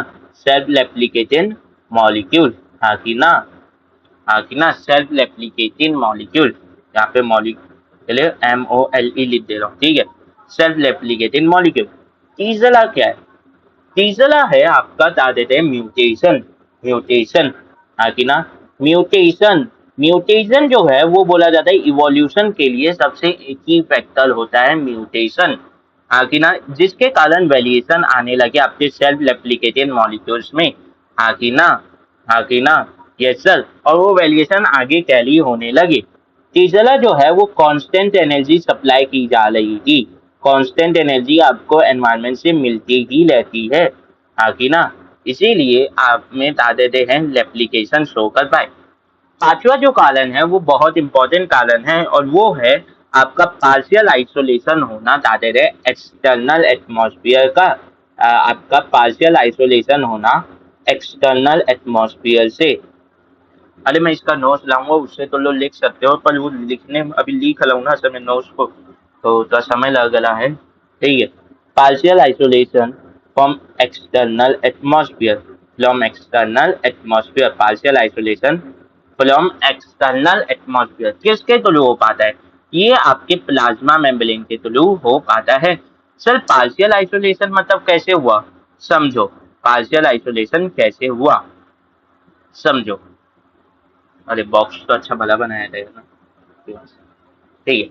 समझो क्या हुआ, ये आपका है, ये है आपका सेल, हाँ कि ना, ये आपकी सेल मेम्ब्रेन। तो यहाँ आपके एनवायरनमेंट में जो चेंजेस आ रहे हैं उस चेंजेस के आपकी इनर कंडीशन बच जा रहा है, आपका सेल के अंदर की कंडीशन बच जा रही है और वो एक normal temperature, normal condition maintain करते चल पा रहे, प्रोटीन नॉर्मल कंडीशन मेंटेन करते चल पा रहे हैं, इसीलिए वो आगे इवॉल्व कर पा रहे, उनमें नुकसान नहीं हो रहा। पर अगर ये बस ऐसी खुला रहता जैसे हमारे अंदर प्रोटीन्स है, हम लोग बायोमोलिक्यूल्स में पढ़ते हैं, प्रोटीन्स को एक ऑप्टिमम टेम्परेचर चाहिए काम करने के लिए, एंजाइम्स को। तो अगर मेरी बॉडी के अंदर कंटिन्यूस 37 डिग्री मेंटेन नहीं होगा जो मेरे ह्यूमन बॉडी के अंदर के लिए ऑप्टिमम टेम्परेचर है, तो क्या एंजाइम सही से निकलेंगे? आंसर है यस। अब ये कैसे हो पा रहा है? बाहर जो मेरे आसपास की सराउंडिंग है वहां का टेम्परेचर तो कई बार 25, कई बार 45 ऐसे जाता रहता है। तो हमारी जो प्लाज्मा मेम्ब्रेन है वो पार्शियल आइसोलेशन करती है कि ये एनर्जी और मास का एक्सचेंज अलाउ तो करती है पर एक लिमिट तक ही, हाँ कि ना, हाँ कि ना। समझ में आया? ये ज्यादा इम्पैक्ट नहीं पड़ने देती, समझ में आया? इससे आपके मेटल या मास बोल सकते हो और एनर्जी का एक्सचेंज तो अलाउ है, पर कुछ लिमिट तक ही। हाँ कि ना? समझ में आया? Yes sir. ठीक है, अब सुनो। क्या जब यूकेलियोट्स बने तो क्या तो वैसे जितने यूकेलियोट्स के सब बन गए? नहीं, एक प्रिमिटिव स्ट्रक्चर बना होगा, प्रिमिटिव सेल बना होगा यूकेलियोट और उससे सभी डेवलप हुए। तो वो जो एक लाइफ फॉर्म है उससे बाकी सभी लाइफ फॉर्म डेवलप हुए, हाँ कि ना? Yes sir. तो एक लाइफ फॉर्म से डिफरेंट लाइफ फॉर्म का क्या होना? ओरिजिनेट होना। एक लाइफ फॉर्म से दूसरे लाइफ फॉर्म का ओरिजिनेट होना। एक लाइफ फॉर्म से क्या होना? दूसरे लाइफ फॉर्म का ओरिजिनेट होना। अलग अलग लाइफ फॉर्म का क्या होना? ओरिजिनेट होना। अलग अलग लाइफ फॉर्म का क्या होना? ओरिजिनेट होना। क्या कहलाता है? इसे बोलते हैं हम लोग ऑर्गेनिक इवोल्यूशन। इसे क्या बोलते हैं हम लोग? Organic evolution. इसे क्या बोलते हैं? Organic evolution. की एक लाइफ फॉर्म है, उससे अलग अलग लाइफ फॉर्म बने हैं, हाँ कि ना? Yes sir. तो सर यहाँ पे बायोलॉजिकल इवोल्यूशन क्यों नहीं बोलेंगे? क्योंकि बायोलॉजिकल इवोल्यूशन रेडिएशन एटमॉस्फेयर के साथ ही खत्म हो गया। अब जो है, अब आएगा ऑर्गेनिक इवोल्यूशन, और ऑर्गेनिक इवोल्यूशन के होने के कारण ही क्या है? Oxidising oxidising atmosphere. Oxidising atmosphere होना ही ऑक्सीडाइजिंग एटमॉस्फेयर होना ही ऑर्गेनिक इवोल्यूशन का कारण है। ऑर्गेनिक इवोल्यूशन का कारण है। तो अगर स्टेटमेंट में दे दे the the lesion of the lesion or the factor supporting organic evolution is reducing atmosphere, तो आंसर होगा नहीं। और ऑर्गेनिक इवोल्यूशन तो सपोर्ट करने वाला जो कंडीशन है या फैक्टर है वो है ऑक्सीडाइजिंग एटमॉस्फेयर। की एटमॉस्फेयर में ऑक्सीजन का अच्छा खासा प्रेजेंस होना, हाँ कि ना? Yes sir. अब समझो, अब समझना कि एविडेंसेस मतलब क्या होता है? एविडेंस का हिंदी शब्द क्या होता है? सबूत। सबूत। सबूत कब दिए जाते हैं? एविडेंसेस कब दिए जाते हैं? जब आपको कोई एक जब आपको एक सॉरी जब आपको एक तथ्य याद आ देते हैं। तथ्य ये नहीं, यार मुंह में सब चल। जब आपको कोई थ्योरी, जब आपको कोई बता देते हैं, आपका विचार को वो करना हो, बता देते प्रूफ करना हो, हाँ कि ना? तब आप तो सबूत देने पड़ते हैं, हाँ कि ना? हाँ कि ना? वरना बिना सबूत से कोई बात प्रूफ हो सकती है क्या? नहीं। नहीं। वो आप चूलन खिलाते रहो लोगों को ना, जैसे पाकिस्तानी लोग करते वैसी ना, कि हार के भी जीत के तो हम लोग पाकिस्तानी है क्या? दुनिया पाकिस्तानी है क्या? नहीं। गधे तो नहीं हम लोग। ठीक है। तो हमें एविडेंसेस देने पड़ते हैं जब हम किसी भी साइंस या किसी भी चीज के बारे में बात करते हैं। ठीक है। तो जो एविडेंसेस देने पड़ते हैं, तो ऑर्गेनिक इवोल्यूशन से क्या है? एविडेंसेस हुए। चलो बायोजेनी और कीमोजेनी थे तो एविडेंसेस चलो तो एक एक्सपेरिमेंट से मिल गए, पर ऑर्गेनिक इवोल्यूशन के एविडेंसेस हम लोग तो कहाँ से मिलेंगे? तो ऑर्गेनिक इवोल्यूशन के एविडेंसेस जब हम बहुत से लिविंग ऑर्गेनिज्म को अलग अलग कैरेक्टरिस्टिक उनकी स्टडी की, उन्हें एक कलम में जमाया गया कैरेक्टरिस्टिक, तो सिंपल से मॉडर्न, सिंपल से एडवांस के लुक में, तब हमें जाके एविडेंसेस मिले। कई एविडेंसेस हम लोग तो फॉसिल के फॉर्म में मिले, कई एविडेंसेस फॉसिल के फॉर्म में मिले। फॉसिल के फॉर्म में कैसे मिले? तो मान लो एक ऑर्गेनिज्म है जो लेप्टाइल की तरह भी दिख रहा है और बर्ड की तरह भी दिख रहा है, मतलब उसमें कुछ कैरेक्टरिस्टिक्स लेप्टाइल के और कुछ कैरेक्टरिस्टिक्स बर्ड से। इसका मतलब जो बर्ड है वो कहीं ना कहीं लेप्टाइल से इवॉल्व हुई है, आंसर है ये। तो इसे बोलते हैं एविडेंसेस, इसे बोलते हैं एविडेंसेस। तो अलग अलग तरीके से एविडेंसेस दिए जाते हैं इवोल्यूशन के। तो प्रूफ और एविडेंसेस क्या दिए जाते हैं? दिए जाते हैं किस चीज को सपोर्ट करने से? प्रूफ और एविडेंसेस दिए जाते हैं to support the evolution of life form, to support the evolution of life form, हाँ कि ना? लाइफ फॉर्म से इवोल्यूशन तो सपोर्ट करने के लिए एविडेंसेस दिए जाते हैं। अब एविडेंसेस जो हैं वो अलग अलग प्रकार के हो सकते हैं। एविडेंसेस अलग अलग प्रकार के हो सकते हैं। जैसे सबसे पहले एविडेंसेस आते हैं वो पैलेंटोलॉजिकल एविडेंसेस होते हैं। पैलेंटोलॉजिकल एविडेंसेस होते हैं। क्या होते हैं? पैलेंटोलॉजिकल एविडेंसेस होते हैं। पैलेंटोलॉजिकल एविडेंसेस, ठीक है, पैलेंटोलॉजिकल एविडेंसेस होते हैं, हाँ कि ना? ये सर। अब पैलेंटोलॉजिकल एविडेंसेस क्या होते हैं? फॉसिल के थ्रू। पैलेंटोलॉजी, पैलेंटोलॉजी क्या होती है? पहली बात समझो, जो टर्म पैलेंटोलॉजी होती है वो क्या होती है, समझना। पैलेंटोलॉजी क्या होती है? पैलेंटोलॉजी होती है, मतलब होता है, लॉजी मतलब होता है स्टडी, पैलेंटोलॉजी मतलब होता है स्टडी ऑफ फॉसिल। पैलेंटोलॉजी मतलब स्टडी ऑफ फॉसिल। फॉसिल की जब आप स्टडी करते हैं, जब आप फॉसिल की स्टडी करते हैं तो उसे बोलते हैं पैलेंटोलॉजी। उसी को आप क्या बोलते हैं? पैलेंटोलॉजी। दूसरे जो एविडेंसेस होते हैं वो बता देते हैं, आप अलग अलग कैरेक्टरिस्टिक, अलग अलग ऑर्गेनिज्म की कंपेयर करते हैं और फिर उनमें एक समानता बता के, उन सामान्यता बता के, उनमें सिमिलरिटी बता के आप उन्हें सपोर्ट करते हैं, एक दूसरे के साथ अरेंज करते हैं, हाँ कि ना? Yes sir. तो वहां पे आप एविडेंसेस देते हैं फ्रॉम कंपैरेटिव स्टडी। आप अलग अलग ऑर्गेनिज्म की कैरेक्टरिस्टिक को वो कर लें, स्टडी कर रहे हैं, उनकी विशेषताओं को स्टडी कर लें और फिर एक सामान्यता बताते हुए, उनके बीच में एक सिमिलरिटी बताते हुए, इस सिमिलरिटी को ऑब्टेन करते हुए, देखते हुए, कंपेयर करते हुए आप उनके बीच के रिलेशनशिप, इवोल्यूशनरी रिलेशनशिप तो बताते हैं, हाँ कि ना? हाँ कि ना? Yes sir. तो इसे बोलते हैं कंपैरेटिव, इसे बोलते हैं comparative anatomy, evidences from comparative anatomy and morphology, and morphology, हाँ कि ना? एंड मॉर्फोलॉजी, हाँ कि ना? Yes sir, and morphology. समझ में आई इतनी बात? Yes sir. आगे चलते हैं। तीसरे टाइप के जो एविडेंसेस होते हैं, तीसरे टाइप के एविडेंसेस जो होते हैं, वो आप जियोग्राफिकल डिस्ट्रीब्यूशन देखते हो, मतलब कि कहाँ पे कैसे ऑर्गेनिज्म पाए जा रहे हैं, कहाँ पे कैसे ऑर्गेनिज्म पाए जा रहे हैं।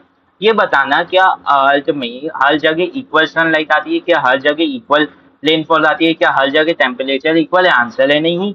तो अलग अलग जगह अलग अलग प्रकार के ऑर्गेनिज्म, अलग अलग प्रकार के जीवित प्राणी पाए जाते हैं, हाँ कि ना? Yes sir. तो आप उनका क्या करते हो? बायो जियोग्राफिकल डिस्ट्रीब्यूशन देते हो कि वो इस अर्थ पे कैसे अलग अलग जगह, कैसे अलग अलग जगह अलग अलग प्रकार के लिविंग ऑर्गेनिज्म प्रेजेंट हैं, तो उसे बोला जाता है बायो जियोग्राफिकल एविडेंसेस। बायो मतलब लिविंग, जियोग्राफिकल मतलब अर्थ की सतह पे, और एविडेंस वो डिस्ट्रीब्यूशन थी, कैसे अर्थ की सतह पे अलग अलग लिविंग ऑर्गेनिज्म डिस्ट्रीब्यूटेड है, कहाँ पे ज्यादा पाए जा रहे, कहाँ पे कम पाए जा रहे, कहाँ पे कैसे पाए जा रहे, कहाँ पे कैसे पाए जा रहे, हाँ कि ना? तो इसे बोलते हो आप bio geographical, bio geographical, bio geographical, geographical distribution, bio geographical distribution, हाँ कि ना? बायो जियोग्राफिकल डिस्ट्रीब्यूशन, हाँ कि ना? ये सब बायो डिस्ट्रीब्यूशन, हाँ कि ना? Biogeographical distribution. या आप क्या कर सकते हो बायोजियोग्राफिकल डिस्ट्रीब्यूशन के अलावा? तो यानी and biogeographical distribution and, basically समझो, यहाँ पे एक ऑर्गेनिज्म का, इसे अलग अलग क्या मिली, कंडीशंस मिली, तो ये अलग अलग तरीके से इवॉल्व होके अलग अलग स्पीसीज बना लिया, तो इसे बोला जाता है adaptive radiation. Adaptive adaptive radiation क्या बोला जाता है? इसे क्या बोला जाता है? Adaptive radiation. अब समझना था हमको, ठीक है? अब ये बताओ इवोल्यूशन आ क्यों रहा है? ताकि एक ऑर्गेनिज्म फ्यूचर में आने वाली या अभी आई हुई आपदा को झेल के आगे जी पाए, हाँ कि ना? तभी इवोल्यूशन देखा जाता है, तभी इवोल्यूशन बोलते हैं कि होता है, हाँ कि ना? तो एडेप्टिव रेडिएशन क्या है? रेडिएशन मतलब क्या होता है? रेडिएशन जो है वो एक पॉइंट से ओरिजिनेट हो, फिर अलग अलग जगह फैल जाए, हाँ कि ना? ये होती है रेडिएशन, हाँ कि ना? अलग अलग डायरेक्शन में फैल जाए, ये होती है रेडिएशन।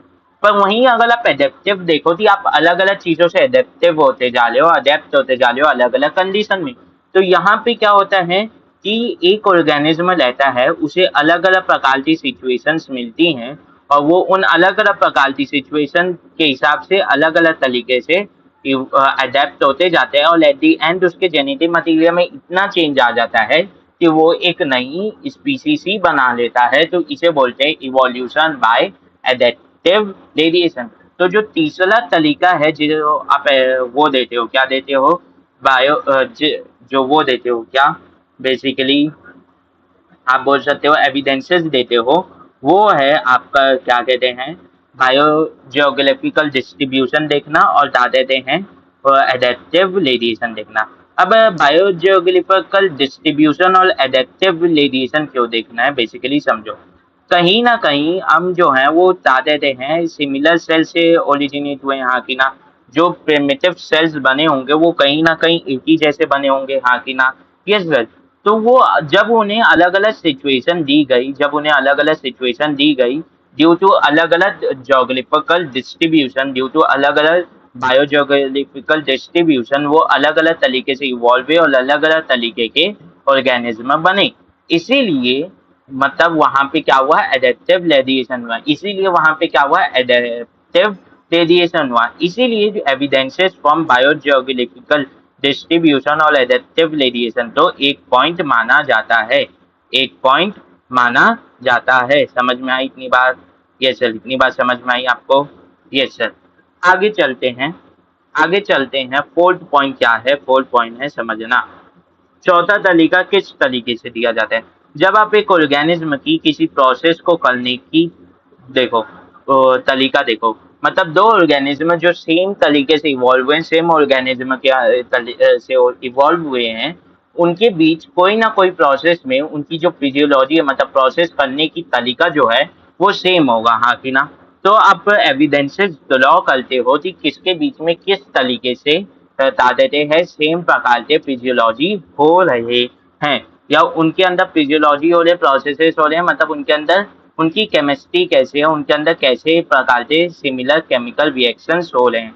तो इसे बोला जाता है evidences from physiology and bio chemistry and bio chemistry, हाँ कि ना। ये सर, इसे क्या बोला जाता है, evidences from physiology and bio chemistry, हाँ कि ना।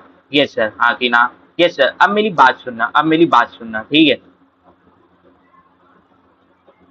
अब मेरी बात सुनना, अब मेरी बात सुनना, ठीक है। ये बताओ, क्या मैं एविडेंसेस, पैलेंटोलॉजिकल एविडेंसेस मतलब फॉसिल से मिलने वाले एविडेंसेस को अलग अलग प्रकार,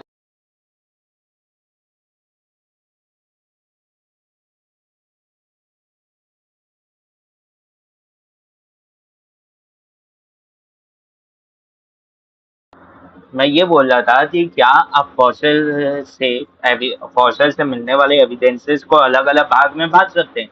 तो आंसर है हाँ, बांट सकते हैं। पर वो एट दी एंड रहेगा तो फॉसिल के अंदर ही, फॉसिल की ही स्टडी की हो, हाँ कि ना। वो एक तरीके के ही रहेंगे एविडेंसेस, हाँ कि ना। ये सर। पर अगर मैं बोलूँ आप किसी ऑर्गेनिज्म की एनाटॉमी या मॉर्फोलॉजी को स्टडी की हो, तो अलग अलग ऑर्गेनिज्म की मॉर्फोलॉजी और एनाटॉमी अलग अलग रहती है। तो जब आप अलग अलग ऑर्गेनिज्म की मॉर्फोलॉजी और एनाटॉमी को कंपेयर करोगे, तो आपको अलग अलग तरीके से कंपेयर करके देखना पड़ेगा, हाँ कि ना। Yes sir. तो जो एविडेंसेस फ्रॉम कंपैरेटिव एनाटॉमी या मॉर्फोलॉजी होती है वो अलग अलग प्रकार से दी जाती है। ये टोटल में 6 टॉपिक इसके अंदर आते हैं। टोटल में इसके अंदर कितने टॉपिक आते हैं? 6 टॉपिक आते हैं। कितने टॉपिक आते हैं? 6 टॉपिक, हाँ कि ना।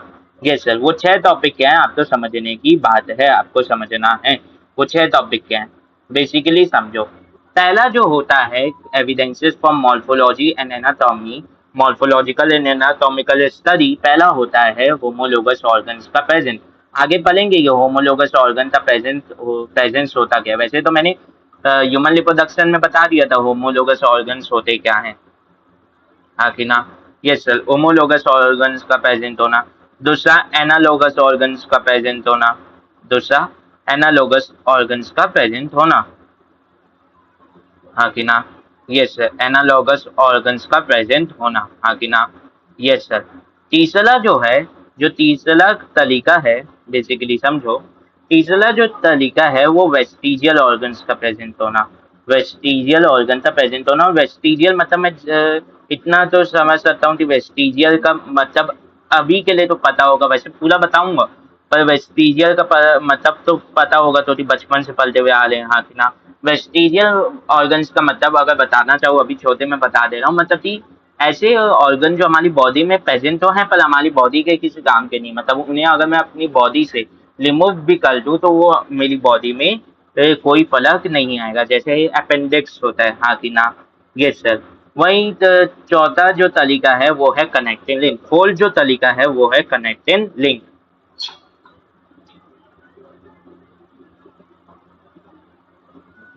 फोर्थ जो तरीका है वो है कनेक्टिंग लिंक। वो क्या है? कनेक्टिंग लिंक, हाँ कि ना। चौथा जो तरीका है वो है कनेक्टिंग लिंक, हाँ कि ना, हाँ कि ना। Yes sir. का फोर्थ जो तरीका है वो है कनेक्टिंग लिंक। वहीं पांचवा तरीका क्या है? एटाविज्म। पांचवा तरीका क्या है? एटाविज्म। पांचवा तरीका क्या है? एटाविज्म, हाँ कि ना। Yes sir. पांचवा तरीका है एटाविज्म। और छठा तरीका क्या है? सिक्स्थ तरीका क्या है? Embryological evidences. Embryological evidences. Embryo का मतलब तो सब जानते हैं, और एम्ब्रियोलॉजिकल मतलब, एम्ब्रियोलॉजी मतलब एम्ब्रियो की स्टडी करते हैं, और एम्ब्रियोलॉजिकल एविडेंसेस मतलब जब आप एम्ब्रियो की स्टडी करते हैं और उससे एविडेंसेस निकालते हैं, उससे एविडेंसेस निकालते हैं, वो कहला जाता है आपका एम्ब्रियोलॉजिकल एविडेंसेस। तो इन छह, ये जो छह तरीके हैं, इससे आप एविडेंसेस देते हो from comparative anatomy and morphology. इससे आप एविडेंसेस देते हो from comparative anatomy and morphology, हाँ कि ना। यस सर, हाँ कि ना। यस सर, समझ में आया। यस सर, ठीक है। अब आगे सुनो, आगे सुनो, समझना, आगे सुनो, समझना। पहले हम लोग बात करेंगे पैलेंटोलॉजिकल एविडेंसेस की। पहले हम लोग किसकी बात करेंगे? पैलेंटोलॉजिकल एविडेंसेस की। पहले हम लोग बात करेंगे पैलेंटोलॉजिकल एविडेंसेस की, हाँ कि ना। Yes sir. पैलेंटोलॉजिकल एविडेंसेस हैं क्या? पैलेंटोलॉजिकल एविडेंसेस वो एविडेंसेस हैं जो आप फॉसिल की स्टडी करने से निकालते हो। फॉसिल की स्टडी करने से निकालते हो, ड्रॉ करते हो, या फॉसिल की स्टडी करते एविडेंसेस देते हो, वो होते हैं पैलेंटोलॉजिकल एविडेंसेस। पर फिर सर फॉसिल क्या होता है? फिर फॉसिल क्या होता है? फॉसिल समझ लो, हार्ड लिमेन ऑफ ऑर्गेनिज्म रहता है। हार्ड लिमेन ऑफ ऑर्गेनिज्म रहता है जो बहुत पहले, मिलियंस ऑफ ईयर्स पहले इस मिट्टी के अंदर दब गए। मान लो ये एक तादादे हैं, एक सतह थी, और यहाँ पे ऐसे करते एक ऑर्गेनिज्म लैला था, हाँ कि ना, ऐसा कोई स्ट्रक्चर वाला ऑर्गेनिज्म लैला था। अब इसकी जो बॉडी है, इसकी बॉडी में दो पार्ट लेंगे, कुछ ऐसे पार्ट लेंगे जैसे इसके बोन, वो हार्ड लेंगे, हाँ कि ना। Yes sir. और कुछ ऐसे लेंगे जो तादादे सॉफ्ट पार्ट लेंगे, जो इजीली डिकम्पोज हो जाएंगे, हाँ कि ना। Yes sir. अब अचानक से किसी कारणवश इसकी मृत्यु हो जाती है, तो ये यहीं पे पले रहेगा, और over the period of time इसके जो सॉफ्ट लिमेंट्स है जो इजीली डिकम्पोज हो जाएंगे, वो तो डिकम्पोज हो जाएंगे, पर जो हार्ड लिमेंट्स है जैसे बोन, टीथ, ये सब जो आउटर कैल्शियस सेल हो गई, या सिलिका की सेल हो गई, हाँ कि ना, जैसे कॉकरोच में होती है, बता देते हैं किसकी, काइटिन की सेल, तो वो सब बच जाएंगी, हाँ कि ना। और वो क्या होंगी? मिट्टी में धीरे धीरे, यहाँ पे मिट्टी की लेयर जमते ही जाएगी, ऑब्वियस सी बात है। और क्या होगा? ये पूरी तरीके से मिट्टी में दब जाएगा। अब जैसे जैसे मिट्टी की लेयर ऐसे ऊपर जमते जाएगी, तो जैसे जैसे मिट्टी का कॉलम ऐसे बढ़ते जाएगा, तो इसके ऊपर क्या प्रेशर और टेम्परेचर बढ़ते जाएगा? आंसर है यस। तो धीरे धीरे ये क्या हो जाएगा? पूरे तरीके से डिकम्पोज हो जाएगा। पर क्या ये डिकम्पोज होने के लिए मिलियंस ऑफ ईयर्स लगा? आंसर है यस। तो जब मैं यहाँ का पत्थर को निकालूंगा, तो उसके अंदर इसके जो लिमेंट्स हैं, वो जब तक डिकम्पोज नहीं हुए थे, वो इसमें ऐसे गड्ढा बना दिए थे, हाँ कि ना। यस सर, हाँ कि ना। Yes sir. या वो डिकम्पोज नहीं हुए, वो इसी में लहे, हाँ कि ना, ऐसे दब के, हाँ कि ना। Yes sir. तो इन्हीं दो को बोलते हैं आप फॉसिल। इन्हीं दो तो क्या बोलते हैं आप? फॉसिल की hard remains of an organism. Hard remains of an organism, और the remains of an hard part of an organism, हाँ कि ना, हाँ कि ना। समझ में आया? हाँ कि ना। Yes sir. अब एक बहुत फेमस वो है पैलेंटोलॉजिकल, पैलेंटोलॉजिकल मतलब कि फॉसिल की स्टडी करने वाले, जिनका नाम है चार्ल्स ली। जिनका नाम है चार्ल्स लाई, हाँ कि ना, चार्ल्स लियल। इन्होंने क्या बोला था? इन्होंने बेसिकली ये बोला था, फॉसिल जो है, इन्होंने असल में क्या कहते हैं, इन्होंने फॉसिल का एक्चुअल डेफिनेशन दिया था। जो लोग पलते हैं ना, दी फॉसिल है hard limits of part of an organism, जो बहुत पहले मिट्टी या पत्थर में कैद हो गए थे, मिट्टी या पत्थर में दब गए थे। तो ये जो डेफिनेशन है, ये डेफिनेशन इन्हीं के द्वारा दी गई है। ये जो डेफिनेशन है, ये इन्हीं के द्वारा दी गई है। अब फादर ऑफ पैलेंटोलॉजी जो है वो किसे बोला जाता है? असल में पैलेंटोलॉजी करने के दो तरीके होते हैं, या पैलेंटोलॉजी में दो कंसेप्ट होते हैं। इसी नाम से पैलेंटोलॉजी की जो फील्ड है वो दो पार्ट में बटी हुई है, मॉडर्न एंड बता देते हैं old and modern. Old and modern, जैसे सेल थ्योरी जो हम लोग पढ़ते हैं वो क्या होती है? वो क्लासिकल सेल थ्योरी है। जो cell the unit of life वाले चैप्टर में हम लोग क्लास 11 में जो पढ़ते हैं सेल थ्योरी, वो क्लासिकल सेल थ्योरी है। असल में मॉडर्न सेल थ्योरी एक और दूसरी होती है, हाँ कि ना? तो एक होता है ओल्ड पैलेंटोलॉजी, एक होता है ओल्ड पैलेंटोलॉजी, और इसके फादर माने जाते हैं, इसके वो बता देते हैं जननायक माने जाते हैं लियोनार्डो दा विंची, हाँ कि ना? वहीं अगर मैं मॉडर्न वहीं अगर मैं मॉडर्न पैलेंटोलॉजी की बात करूँ, तो इसके जो बता देते हैं मॉडर्न पैलेंटोलॉजी के फादर माने जाते हैं जॉर्ज क्यूवियल, हाँ कि ना? हाँ कि ना? जॉर्ज क्यूवियल, हाँ कि ना? यस सर, समझ में आया? Yes sir.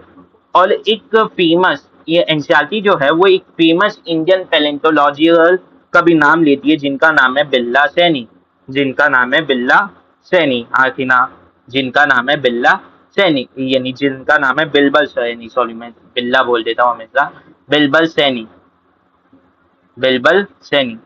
हाँ कि ना? Yes sir. अब सुनना, ये जो बिल्बल सैनी है, अगर जो ओलंपियाड में भाग लिए होंगे, या जो इन्हें फॉसिल के बारे में बचपन से पढ़ने का आदत होगा, बायोलॉजी की किताबें पढ़ने का चस्का होगा जिन्हें, उन्हें पता होगा बिल्बल सैनी इंस्टीट्यूट जो लखनऊ पे बेस्ड है, हाँ कि ना? वो है क्या? Birbal Sahni institute of palaeobotany. अब ये पैलियो बॉटनी का मतलब क्या होता है? पैलियोबॉटनी, जो ये बिल्बल सैनी इंस्टीट्यूट ऑफ पैलियोबॉटनी जो लखनऊ में स्टेट है, वो इन्हीं के नाम पे दिया गया है। तो ये पैलियोबॉटनी क्या है? पैलियोबॉटनी होती है कि लिविंग फॉर्म से हार्ड लिविंग्स बोल रहे हैं, तो उन लिविंग फॉर्म में प्लांट्स भी आते होंगे। तो जब प्लांट्स के फॉसिल बनते हैं, तो उन फॉसिल्स को बोला जाता है, बता देते हैं, उस फॉसिल की स्टडी तो बोला जाता है पैलियोबॉटनी। उन फॉसिल्स की स्टडी को क्या बोला जाता है? पैलियोबॉटनी, हाँ कि ना? उन फॉसिल्स की स्टडी को क्या बोला जाता है? पैलियोबॉटनी। अब ये बताओ, फॉसिल कैद कहाँ मिलते हैं? फॉसिल आपको मिट्टी के लेयर के नीचे कैद मिलते हैं, रॉक्स किसके अंदर कैद मिलते हैं? मिट्टी के लेयर नीचे दबे हुए, धसे हुए रॉक्स में, पत्थरों में। तो पत्थर कितने प्रकार के होते हैं? सोचो, पत्थर जो है, अगर मैं थोड़ी सी ज्योग्राफी में जाऊं क्लास 9-10 की, तो पत्थर जो हैं वो तीन प्रकार के होते हैं। पहले होते हैं सेडिमेंटली, दूसरे होते हैं इग्नियस, और तीसरे होते हैं मेटामॉर्फिक, हाँ कि ना? यस सर, हाँ कि ना? Yes sir. अब ये बताओ, सेडिमेंट्री होता क्या है? सेडिमेंट्री क्या होता है? ये एक जगह है, यहाँ पे चाहते थे पानी बह के आ रहा है या विंड बह के आ रहा है, और यहाँ पे छोटे छोटे मिट्टी के कण, पत्थर के कण आके जमा हो रहे हैं, और फिर वो धीरे धीरे अंदर हाई प्रेशर क्या हो जा रहे हैं? एक पूरा पत्थर ही बन जा रहे हैं। ये पूरा एक क्या बन गया? पत्थर बन गया। ये क्या होते हैं? Sedimentary lock. वहीं यहाँ पे क्या था? एक वो था देते हैं वोल्केनो था, वोल्केनो इरप्ट हुआ, और यहाँ से लावा बह के यहाँ आ गया, हाँ कि ना? हाँ कि ना? अब ये लावा धीरे धीरे कूल डाउन होगा, तो ये पत्थर में बदल जाएगा, और इन पत्थरों को बोलते हैं इग्नियस। इन पत्थरों को क्या बोलते हैं? इग्नियस। जैसे आप हमारा जो भारत का प्लेट्यू वाला रीजन है, वो बोलते हैं कि इग्नियस लॉक ही है। वहीं अगर मेटामॉर्फिक लॉक की बात करूं, तो जैसे आपसे ये सेडिमेंट्री लॉक्स हैं, या बता देते हैं इग्नियस लॉक जो हैं, ये बहुत ज्यादा हाई टेम्परेचर और प्रेशर के अंदर रहते हैं, तो ये किस में बदल जाते हैं?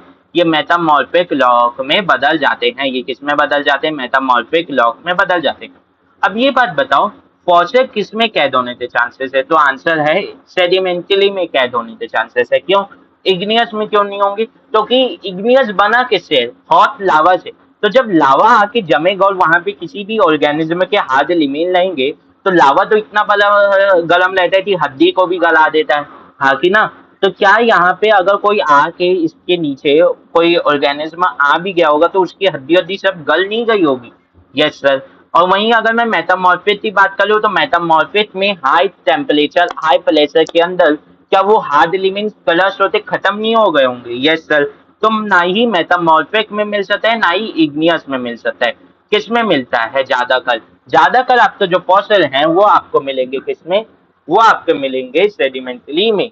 कुछ फॉसिल आपको मेटामॉर्फिक में भी मिल सकते हैं, ऐसा कुछ नहीं है।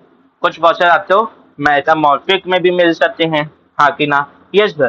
पर ज्यादातर जो मोस्ट ऑफ द फॉसिल है वो किस में मिलेंगे आपको? बता देते हैं सेडिमेंट्री में मिलेंगे, हाँ कि ना?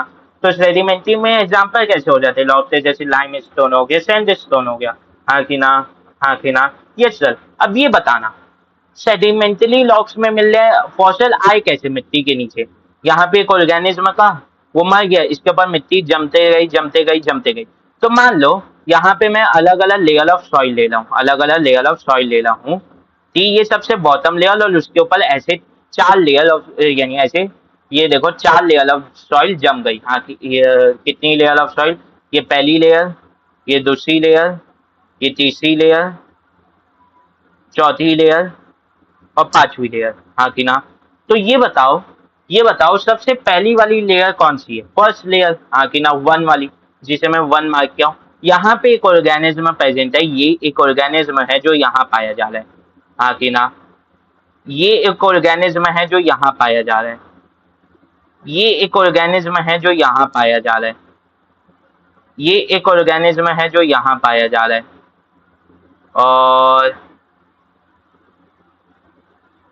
ये एक ऑर्गेनिज्म है जो यहाँ पाया जा रहा है, ये एक ऑर्गेनिज्म है जो यहाँ पाया जा रहा है। अब ये बताओ कौन सा ऑर्गेनिज्म सबसे पहले रहता होगा? तो आंसर है ये, क्योंकि ऐसा तो नहीं है कोई ऑर्गेनिज्म यार मुझे बहुत पुराना फॉसिल बनना है, मिट्टी खोदो और मैं नीचे जाके दबूंगा, ऐसा थोड़ी है, हाँ कि ना?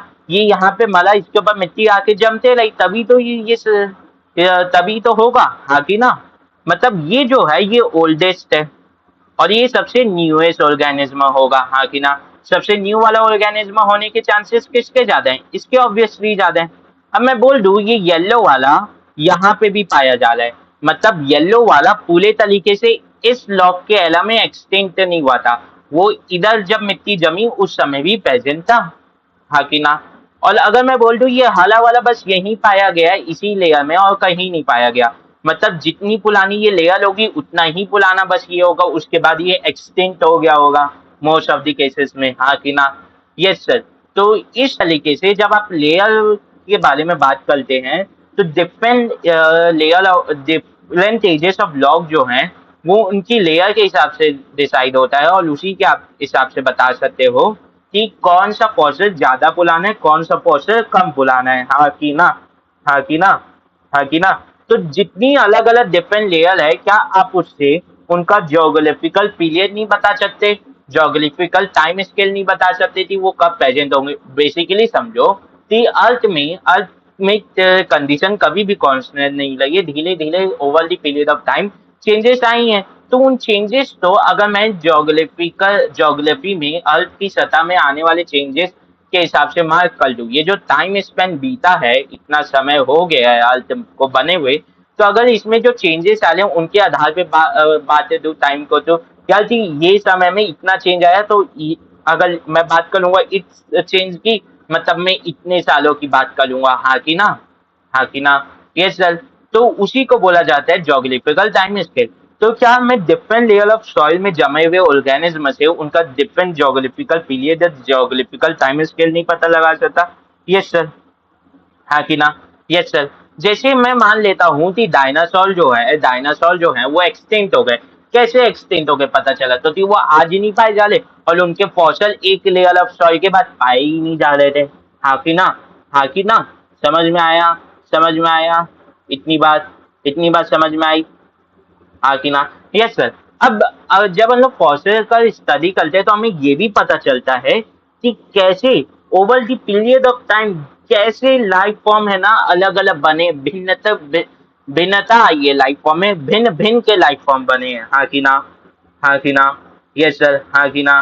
हाँ कि ना? और कुछ लाइफ फॉर्म सिर्फ कुछ ही पीरियड्स के लिए आए हैं, ज्यादा समय के लिए लय नहीं है, जैसे डायनासोर। डायनासोर जो है वो ज्यादा लंबे समय के लिए लय नहीं है, बहुत कम समय के लिए लय है। हाँ कि ना? हाँ कि ना? यस सर, हाँ कि ना? समझो, हाँ कि ना? तो ये बताओ, कौन सा अगर इवोल्यूशन हो रहा है तो आप तो लगता है चेंजेस आ रहे हैं, तो कौन सा सबसे सिंपल होगा? ये वाला सबसे सिंपल होगा या ये वाला? तो आंसर है ऑब्वियस ही बात है सर, जब लोग मॉडिफाई हो रहे एडवांस होते जा रहे तो ये सबसे सिंपल होगा और ये सबसे कम सिंपल होगा। हाँ कि ना? हाँ कि ना?